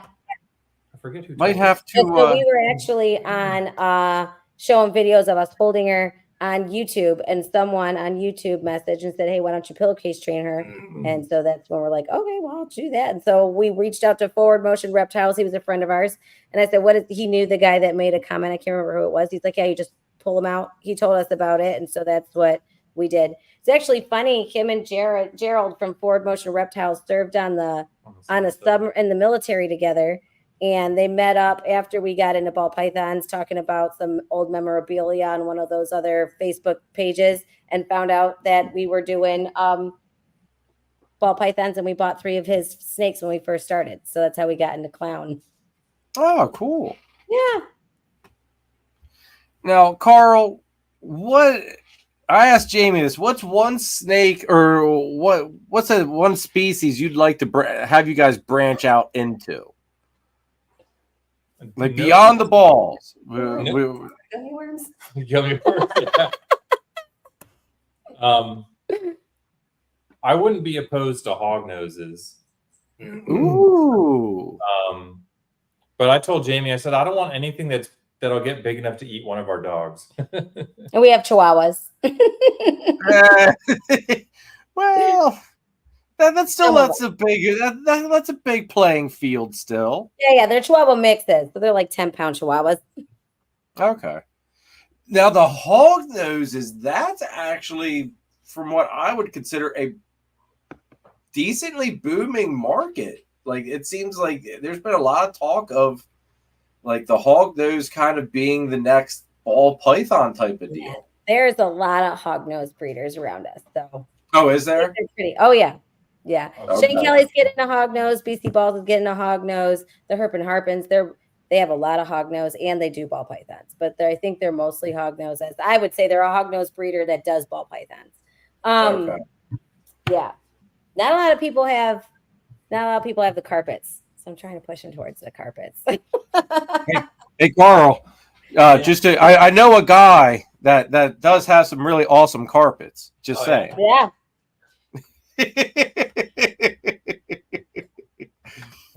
But the hogs, I mean, I didn't really see. That's funny though, because there's not many people here in PA, or at least I mean, there's a decent amount, but there's not like the hog noses isn't hit so hard here. Here it's like ball pythons are hit really hard. Then after that, it's kind of the crested geckos. I feel as though it Yeah, would those are be cool. the next big thing here. So We can't do lizards. They're too high maintenance. Yeah, the crested geckos are cool, but lizards are high maintenance. Now yeah, I'm with you on that. What's that? Where in PA are you? Lancaster, like Lancaster area. So Oh wow. Okay, like, so I mean, I grew up until I was about a teenager, right near Hershey. We were in Colonial Park, and so well, then you know where Mount Joy is. Then yeah. I am legit 5 minutes outside of Mount Joy. Wow. That's funny, man. That's funny. Well, that's why I Yeah. kept asking you about where your family was and if they lived close to him. Yeah, because I had family in Camp Hill, and Okay. and boy, we would go to Hershey, and it seemed like every year we'd be going to Indian Echo Caverns and Strasburg and all those funky name towns surrounding Strasburg. Yeah, there's some good ones like Bird in Hand. Yeah. Fertility and My goodness. yeah. There's intercourse and Oh, yeah. Lancaster County's full of them. Like, yeah. That's funny. That's right. Amish country. Yeah. But I will say this though, for me being where I'm at, there's not many Amish, surprisingly. Like when I go down to like my mom's house or my dad's place, there's like a line you cross where it's like you go from no buggies to buggy after buggy, and it's just like, this is why I moved a little bit north. This is why I moved north. Just the constant right here, horse and buggy dodging, and that's, man, it gets so freaking aggravating. But oh wait, did you what was your your question, Jamie, here that you sent me? Yeah. I just didn't know if you wanted to talk about it. I am, so we're new to and I think Patreon is new to the whole industry too. So like, what do you see as far as like Patreon? So I love Billy's Patreon. We're in Billy's Patreon, but Shane from Small Town Exotics is starting his own Patreon, which if you're interested, it's actually pretty cool. And so to help support local people, I've been in Billy's Patreon for a long time. I really enjoy it, and I plan on going back to it. His chat and all the benefits that you get is really cool, but I want to help support my friend Shane at Small Town Exotics and get in his Patreon for a little while. Plus he's local. And so really with our first year breeding, if we're doing anything, it would be great to have local connections on like, hey, what do we do if we have problems? So I think she's asking what the etiquette is. Yeah, what is the etiquette? Do you like ghost people? It's like middle school drama, like you just say I'm out and you just go to another one, or do you give like, is it like business where you give a formal resignation, like a 2-week notice or whatever? Like what is the etiquette? I think because I was on Billy's Patreon and I loved it. Now I do know he changed it from how it was when I was on it, and it sounded like the improvements that he had made on it were a lot better than what it was when I was on it. I think I didn't really. I just kind of ended my subscription to it. Like I didn't, or was it unsubscribe? I forget how they have it, what the terminology for it on there was, but I just didn't renew. Yeah. And I mean, Billy still comes on the show. I still text Billy, and like there was no hard feelings. I mean, it's just for the tier that I was comfortable spending at, paying for, I kind of got what I needed out of it. And like you with saying with the Shane thing, I've built such a good group around me. I've got like Nathan's got a great business mind. So having him in my back pocket to go to would be like having Shane in your back pocket. Oh, where he's local and you can hit him up personally. Like, I guess what I'm trying to say is, just drop your Patreon thing with Billy? I mean, and then I think the biggest thing is I he'll was still very talk to you because he active in the understands chat. too. Oh, I'm sure. Yeah, Billy for sure. He's a professional. It's like, so in the tier I was in, there is a Instagram chat, and I was very vocal in the chat. And so I just didn't know. I see you guy. You know, I didn't know what was that was all. You know, just this is a whole new thing for me. Maybe for that, maybe in the chat, be just like, hey, just letting everybody know I'm gonna drop out for a little bit. I plan on coming back in, but I want to go support Shane a little bit. You know, people understand that stuff. I think that's what I was thinking. I would maybe go about that because before he had the Discord thing going, and it didn't seem like the Discord was very active. So there wasn't as much of a issue like that. Yeah.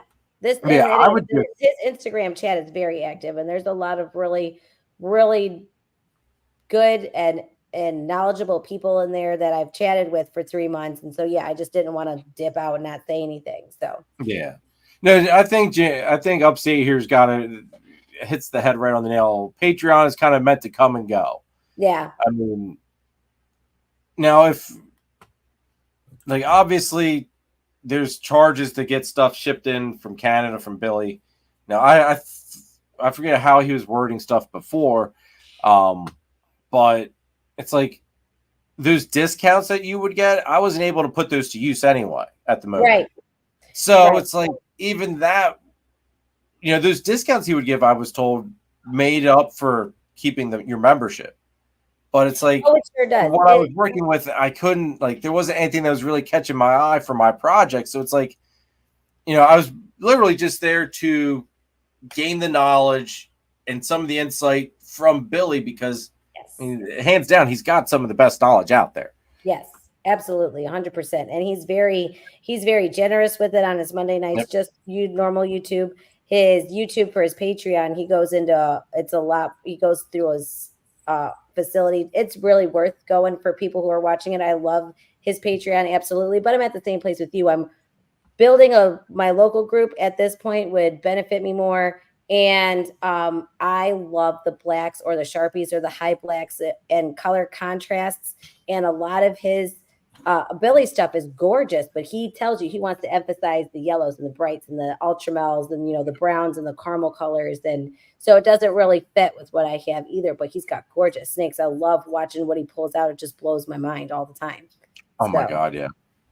You know, see that's the thing. Like if you can put that money to better use from a business standpoint, Billy would probably tell you you'd be stupid to not do it. Oh, absolutely. Yeah. It was the Instagram chat and the relationships that you built there. It's hard because I'll still be chatting with Billy on Mondays while I'll go on YouTube. Yeah. So. Yeah. I wouldn't worry about it. I'd just say, hey, put some up in the IG chat. Say, hey, I'm going to be bouncing out for a little while. Hit me up. Like, I don't want to be a stranger to anybody. You know. Oh, yeah. And for all you people who are listening, Shane, if you sign up in his Instagram before the end of the month, he's doing a giveaway because this is his first month of Patreon. And then it's a really pretty snake that he has on there. If you go to Patreon and sign up for free stuff, you can see which snake it is. It's really, really nice. So just FYI. There you go, guys. Now, on top of that list of awesome people to keep in your back pocket here, my buddy Chris from S Reptilia. Chris, represent, brother. But another good guy to have in your back pocket. Chris has got a shit ton of knowledge too. So that's the thing. Like, if you can surround yourself with good people, you can pick a little bit from this person, pick a little bit from that person, and just kind of use it to your advantage. Surrounding yourself with a good circle, I think, is just worth anything. I mean, it's absolutely worth its weight in gold. What do you got? Oh yeah, Chris, I agree with you with the Lori. Yeah, Chris. Yeah, we were talking about the Lori thing a little bit ago. Do you want to show that one off? Oh, I certainly can pull him out. What's that? Lazarus. Charlie says Shane has some perks with shed testing as well. Oh, yeah. Which there's another guy that's got some shed testing perks. They're not trying to take away from Shane, but top tier channel membership here does have some shed testing perks as well. So you forgot that one, Charlie. But anyway, everybody, do make sure you guys do go use this man right here, Charlie from Gray Rider Reptiles, shedtesting.com. Use him for your shed test, guys. Quick turnaround times. I love using Charlie. Great supporter of the channel as well. Good to see you in the chat, bro. So this is Lazarus. So Lori, het red xanthic, het clown, passed out. I think, yeah. I love on how it's like circled out. It literally looks like suction cups. Yeah. Yeah, he's really cool. He's only got a little bit of chaining. There's more chaining on this side. That side was more circles. I know. And then he's got his Beats by Dre eye stripes on both sides. That's beautiful. Shane's, or not Shane, sorry, Shannon. I got this from Shannon. Shannon's got not a twin, but basically the same genetics, and he kept that one. But that snake has the circles that go up into the eye stripes also. So that one has circles in the eye stripes. Yeah. Chris says, what was that again? That was the Lori het red xanthic pastel, I believe. Het clown. You were on with Shannon and helped ID these clutches on Instagram Live. This was Lazarus, the one he cut early. He's doing great. He's eating like a monster. He never misses a meal. Nothing. He's just wicked looking. I like it. Yeah, he's really always cool. acts like he's ravenous. Yeah, they all ate on Thursday and they're like ready to eat. I open the drawer. They're like, it's feeding time. No, it's not. I've got a few that are like that. It seems like they just always want to eat no matter what. If it's at nighttime and I'm opening it, they think they're going to eat. Daytime, I can open it all day long. They know I'm just cleaning tubs or holding them or whatever. But nighttime, I got to be careful. They think it's time to eat. Yeah, see that the balls aren't as bad. Carpets, if it's nighttime, they're in hunt mode. Like they're ready to light your ass up. They're sweet, right? Shh. Well, they are sweet. I mean, they are sweet. All right, my two holdbacks, I can reach in at night and no issues. That one, though, that one up there, I will be honest, you can't even reach in during the daytime and just pull him out. You got to use a little bit of finesse. But once he's out, he's fine. So, I mean, do the pillowcase trick, which I actually might need to use that trick. Pillowcase trick. And granted, I think he's a little bit beyond that. But I mean, he's also abnormally large for a male. And they're always out. That's what's nice about the carpets. That's what's behind. They're always at night. They're out. Oh, got it. Moving around, doing their thing. Even daytime, like they're normally 9 times out of 10, they're out perched, and like they're just fun to work with. Their normals aren't normal. Put it that way. Right here. Kike knows all about it. Lumi is good till I put him back in, then he's a cobra. Kike, Lumi looks freaking fantastic, bro. Man, I still think I shipped you the wrong snake. Upstate, it's not. I think it's kind of like it's. I don't want to say it's typical. Some are a little more cage defensive than others. Xena's the worst. The other two I can get out no problem. It's just Xena's got this I'm gonna F you up complex. My two holdbacks, I can just reach in and get them out no problem. The new hatchling holdback, I went in there to get him out the other night and he lit my ass up. Granted, he's teeny tiny. He did break the skin though. But it's very individual. Very, very individual. And now that looks like a DG. This is my Orange Dream DG. This is our boy. So this is what was paired to Pebbles. And his name is Okeechobee because he's got this really cool spot in his head. Let me show you. Looks like Okeechobee. Yeah. And he came from Florida. I got him from Red Hat Reptiles and he got him from Ozzy. Yeah. That is cool. Yes, this is my first Morph Market auction win. That's very cool. And he's big boy. He's big. See, all right. Right here. Kike's onto it. So Kike's basically making the sale for me here to you guys.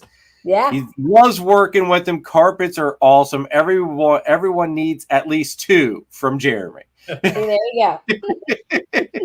And it just so happens there should be about 27 of them available. Nice. So, Still.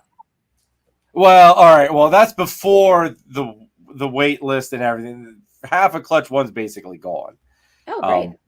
But the second clutch, which is a split clutch between Chris and myself, that one's due to hatch the June 7th, right before the Hamburg Reptile show. So that one I'm really looking forward to. I will hold at least one of those back. Nice. I would show Pebbles off, but Pebbles shed and is hanging out in the back of her tub. So I'm hoping that she's that's the prelay. Yeah, it's either pre-lay or pre-ovulation. So last year she laid for Tom, because I got her directly from Tom Barnhart. She laid in September, so not sure yet, but it would be really great if she would still go, even though we got her this year. She's eating like crazy. So Okeechobee didn't eat for 2 weeks, and so I'm like, well, let's just see if she'll eat them. And she took 2 ASFs 2 weeks in a row, so she ate 4 ASFs the last 2 weeks. Okay. Now, do you guys have access to an ultrasound by chance, or anybody? That's why I'm sure some of the people I have locally have them, but I don't know. That's another reason why I want to like get to know people more. Like I know them, we see at shows, but get to know them more locally for sure. But she's thick. I'm like, she's probably good. She was hanging out at the front of her cage over and over and over, like, and now all of a sudden she shed and she's in the back. So see, if she's over the heat, that's always a good sign. I know normally mine shut off of food. I'd say probably around that 16 mil follicle mark, but I've also got one, my red stripe girl, my pastel red stripe, she's all but ready to ovulate, and she finally just now refused food. And she was slamming rats up until then. So like it's hard to pinpoint how they're all acting. Blakers, the standard price for the carpets is $400.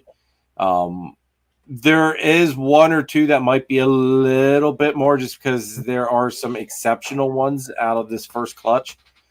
But for the most part, it's a base 400. That's a good ballpark figure.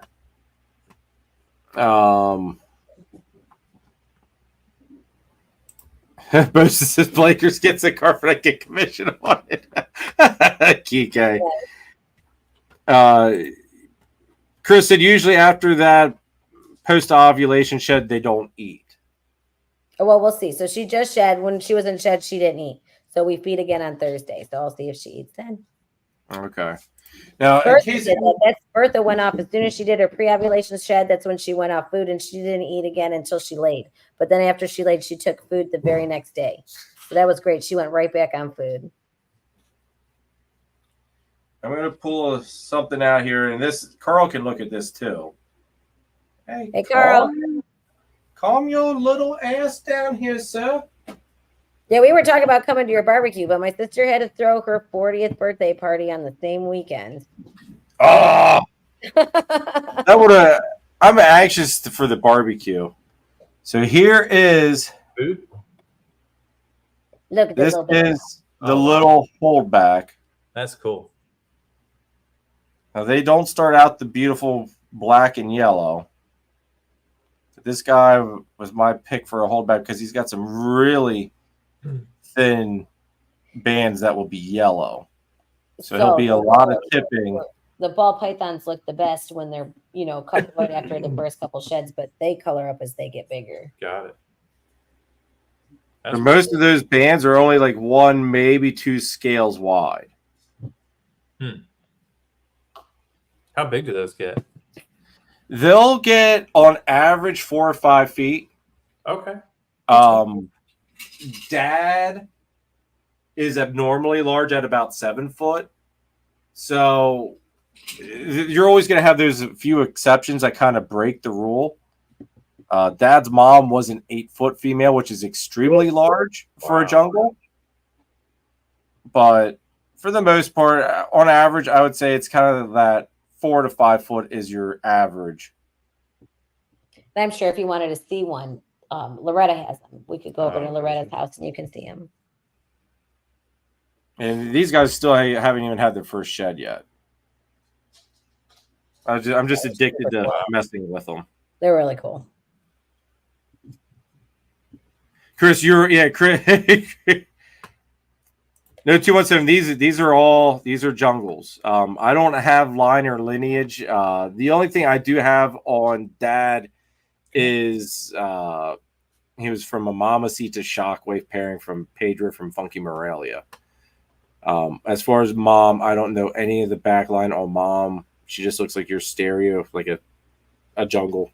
I don't think that there's anything fancy with her going on as far as being crossbred or anything. The ones with Chris will be 100% jungle guaranteed. I don't know the lineage on his girl though, but Chris is right. They're probably going to be pretty big babies from Celeste and Xena. But now there's that one. Now I will show you a yearling. This goes back to the whole reaching in at nighttime and stuff. So you guys can see that I'm not full of crap. You can pull a carpet out at nighttime and survive.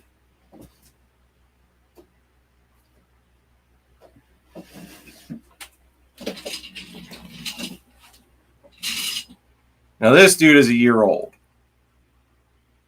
You can see he's starting to get the yellows and stuff. Oh, yeah. Wow. Yeah, he's cool. I like carpets.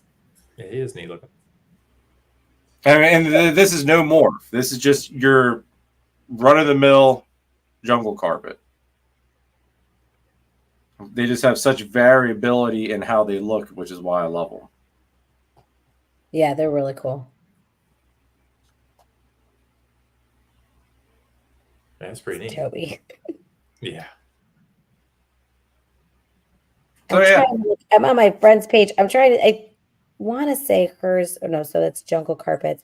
I want to say she had zebras, but I'm not 100% sure. Anyway, hers were the only ones I saw before yours, so I'm not. But they're super pretty. So she's got these ones. Oh, she's got the zebras. Okay. Zebras. Well, the one's a zebra anyway. The one's a zebra. Yeah. So. Yeah. See, I'm looking at getting a zebra from Mike Curtin this year. Nice. Excuse me, possibly from Scattershot Exotics. So, but we gotta see, because if Nick Mutton gets back to me with a number on these ivories that he's hatching, Mike might have to take a back seat, because if Nick's the only guy producing them in the whole country this year, I might just have to jump on the bandwagon real quick. Chatty Daddy. What up, Chatty Daddy? Good to see you, bro. Oh, so that's the beagle that was making all the noise. That's the beagle. That's Toby. That's the beagle. I muted myself, and then I yelled at the dogs, and they thought it was fun. I'm like, you don't want to hear me yelling. More Force says that male is awesome. Oh God, do we need carpets to put it away? There is plenty of them here, Morphforge. So you guys, hey, they are. I will say this: if anybody does want a carpet, go into the incubator section, get on the wait list. Clutch number 2 won't show up in there anymore, but you can just get on the wait list for clutch 3 and specify if you want something from clutch 2, or if you want something from clutch 3. It doesn't really matter, but get on that wait list, because that wait list is the last thing I go through before it gets opened up to shows and Morph Market. So get on that list. I know Charlie has been bit by the carpet bug. So welcome to the club, Charlie. Welcome to the club. Julia says she loves the beagle. Oh, yes. He's awesome. Oh God! And yes, Chad is coming to the barbecue, Chris. Apparently, Chris thinks that there's something special that happens in the man cave. I don't know what Chris is freaking talking about, man. Just because Chad left with a smile on his face and Star Wars toys in his hand, does that mean anything fishy happened, Chris? Y'all are terrible. I tell you what, I give the man. All right. Give you Jamie, just so you can understand a little bit here. Chad's a Star Wars fan. My man cave is nothing. My man cave is Nerdvana. Okay, like there is Star Wars toys and autographs. I've heard about this place. Mm-hmm. It is if you look up Nerdvana, my room shows up basically. And Chad wanted to see it, so I took him up there, and I knew Chad's a collector. Chad likes his his Star Wars stuff. So I said, hey, I've got some of these figures that they were dirt cheap. I bought a whole bunch of them, and they're just they're just doubles of what I have hanging up on the wall. I was like, do you want any of these? So I'm there showing him. He goes, oh yeah. I hooked him up with all but a full set of what I had there. And all these people at the barbecue now think Chad went and did something dirty to get these freaking Star Wars toys. Like the poor man's got enough trouble being a grown-ass man wanting to have Star Wars toys. Like, come on now, y'all. That's funny. Chad says Star Wars Cave is awesome. Thank you, Chad. Appreciate it, bro. So, Jamie, is there anything that you want to talk about yet before we call this a wrap for the night? Because I try to keep it here about 2 hours. We're a little over. I'm cool with it. But is there anything that you want to plug or chat or talk about before we do call it a night? Well, if anybody has any ideas for 3D printing, I'm always open. And if you come up to us with an idea and we can do it and we use a design that you guys came up with, we get a super cool discount on that. So just so you know. And I just really appreciate you having me on here. It's been so much fun. The best thing about jumping into this hobby is the people and people meeting you and everyone else that I've met. It's just amazing. All the people in the chat, a lot of them I don't know their faces, but we're friends and it's great and I love it. And so thank you all for coming out and listening to me and supporting Jeremy and supporting me, and it's amazing. And I'll see you on Instagram for sure. Go check out my horrible videos on YouTube. They're kind of funny. All of their links, folks, are in the description down below. We got to get them to make an actual morph market, though. So they'll get on that. But for anybody that doesn't know, all right, the Breeders Barbecue is open to anybody that wants to make the pilgrimage, as I call it, because some of y'all comes from freaking far-ass places. And I question your sanity for wanting to drive that damn far or fly that damn far for a freaking barbecue. But you know what? You all are awesome if you do it. So anybody that wants to come out to the barbecue, hit me up on Instagram. Send me the message. It is a $10 cover charge just to help pay for the entertainment and some of the other costs that are go on with this whole thing. Anybody that does want to come, if you want to bring a dish, it's much appreciated. You know, a little bit of variety, help feed everybody does, go a long way. After some of the costs are kind of covered, everything else goes to US Arc. So I think that was a nice little spin, to the cover charge of it as well. Chris, what time? I'm just kind of same time as we did last year. Started at 12, and there's really no end time. End time is basically whenever the last person leaves, within reason. Obviously, we can't stay up super, super late because we got Hudson right. His room's right on that side of the yard. So we got to keep it within reason. But I think the latest it ever went was like 10 or 11. So, but yeah. I'll RSVP for next year. I'll be your first RSVP for next year. You got it. Next year, depending what we do entertainment wise, if we have entertainment next year, there might be a charge. If not, I might still just do the $10 charge, and then everything will go to US Arc. Have to the cover charge was the nice way to help pay for a plane ticket to get the entertainment out here, and then just figured anything after that, it's nice to go put it towards a good cause. Oh, for sure. Let's see here. Nate sent a potential customer your way yesterday. She loved our tablecloths. Awesome. Good to see, Greg. Good to see. Straight Blast says, question my sanity. Joke's on you. I lost that a long time ago. Jim is making a long ass pilgrimage to come out here. That is super cool that he is coming out. I think we're at, hold on, I've got the list right here. 29, like 35, 36 people right now. So, I think last year we had, Chris, how many people did we have last year? It seemed like we had close to like, it seemed like 100. Maybe there wasn't 100 people here, right? But it seemed like there was a lot of people. Chad says he's going to put on a puppet show for us. God help us all. All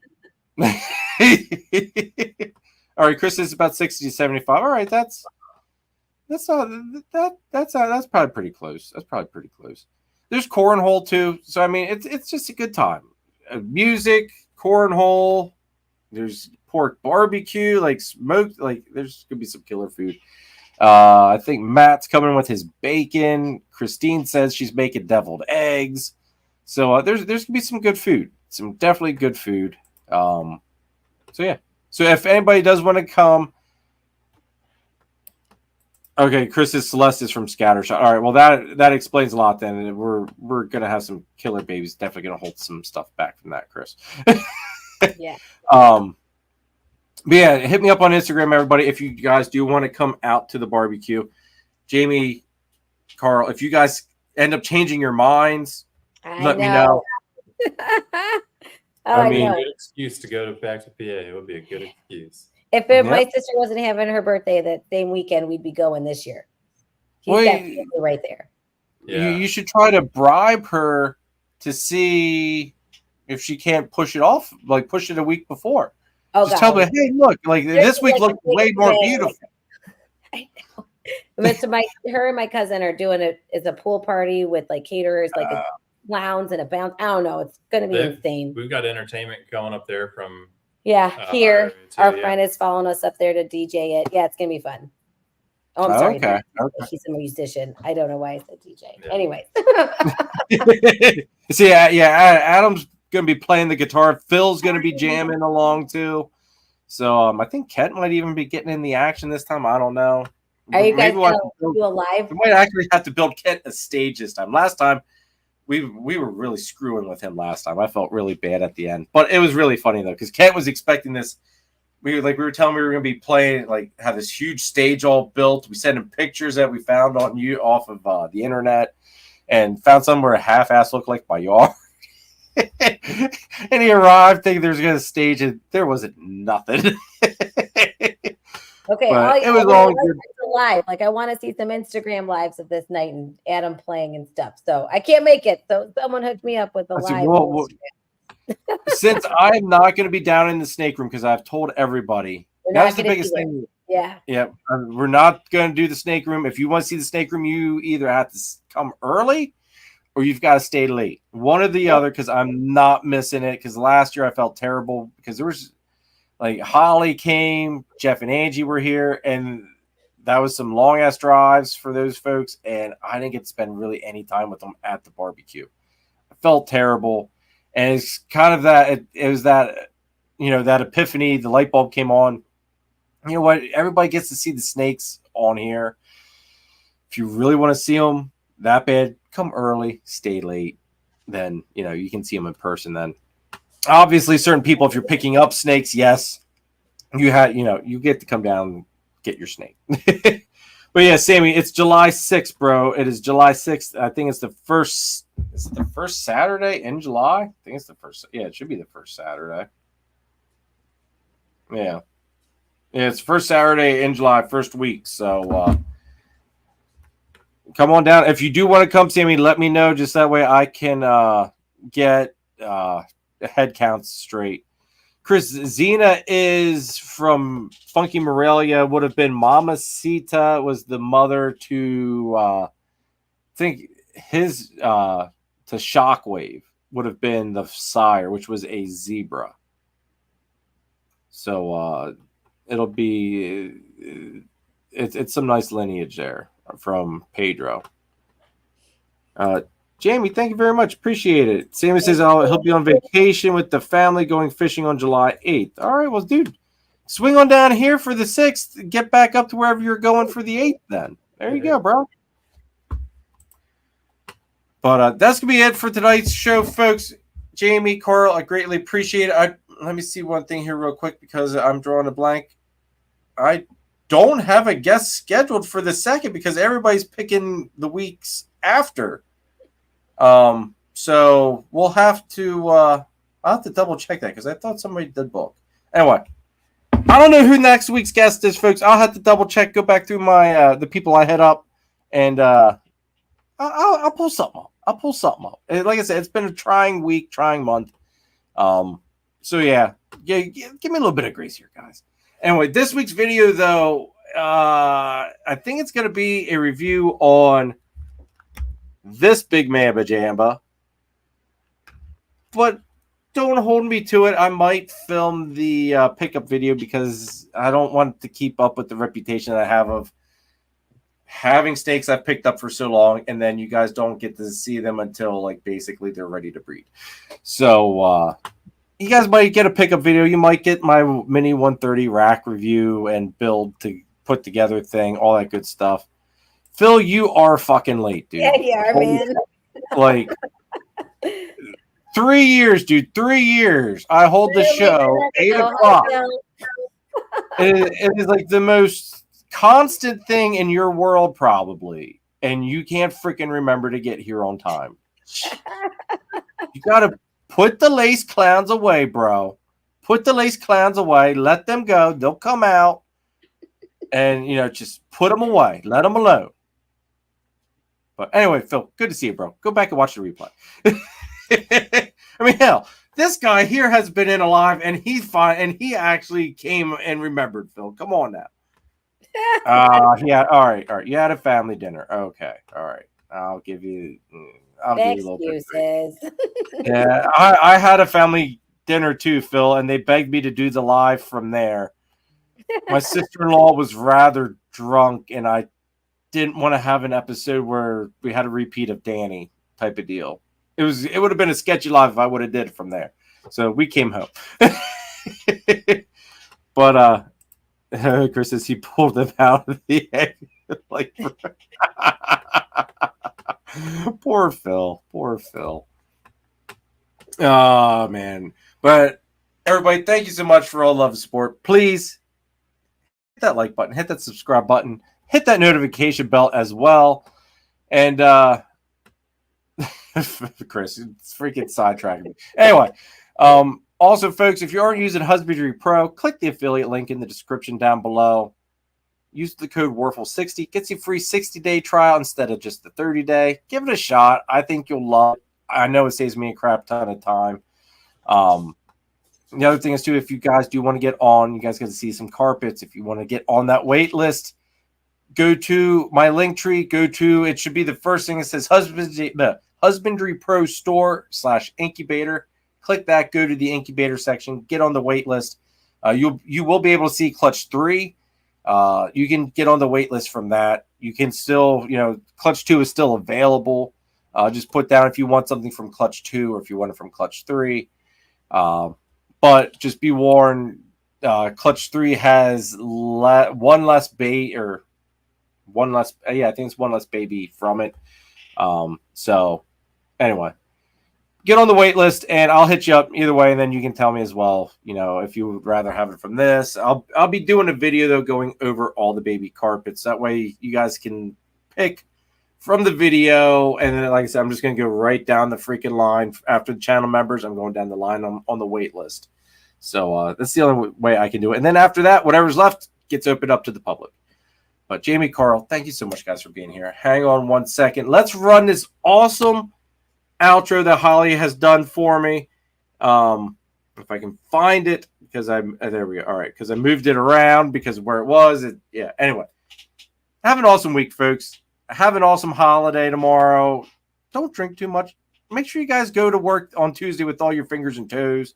People tend to do really stupid things with fireworks. Don't be one of those people. And catch you next week, guys. Have a good one. Later.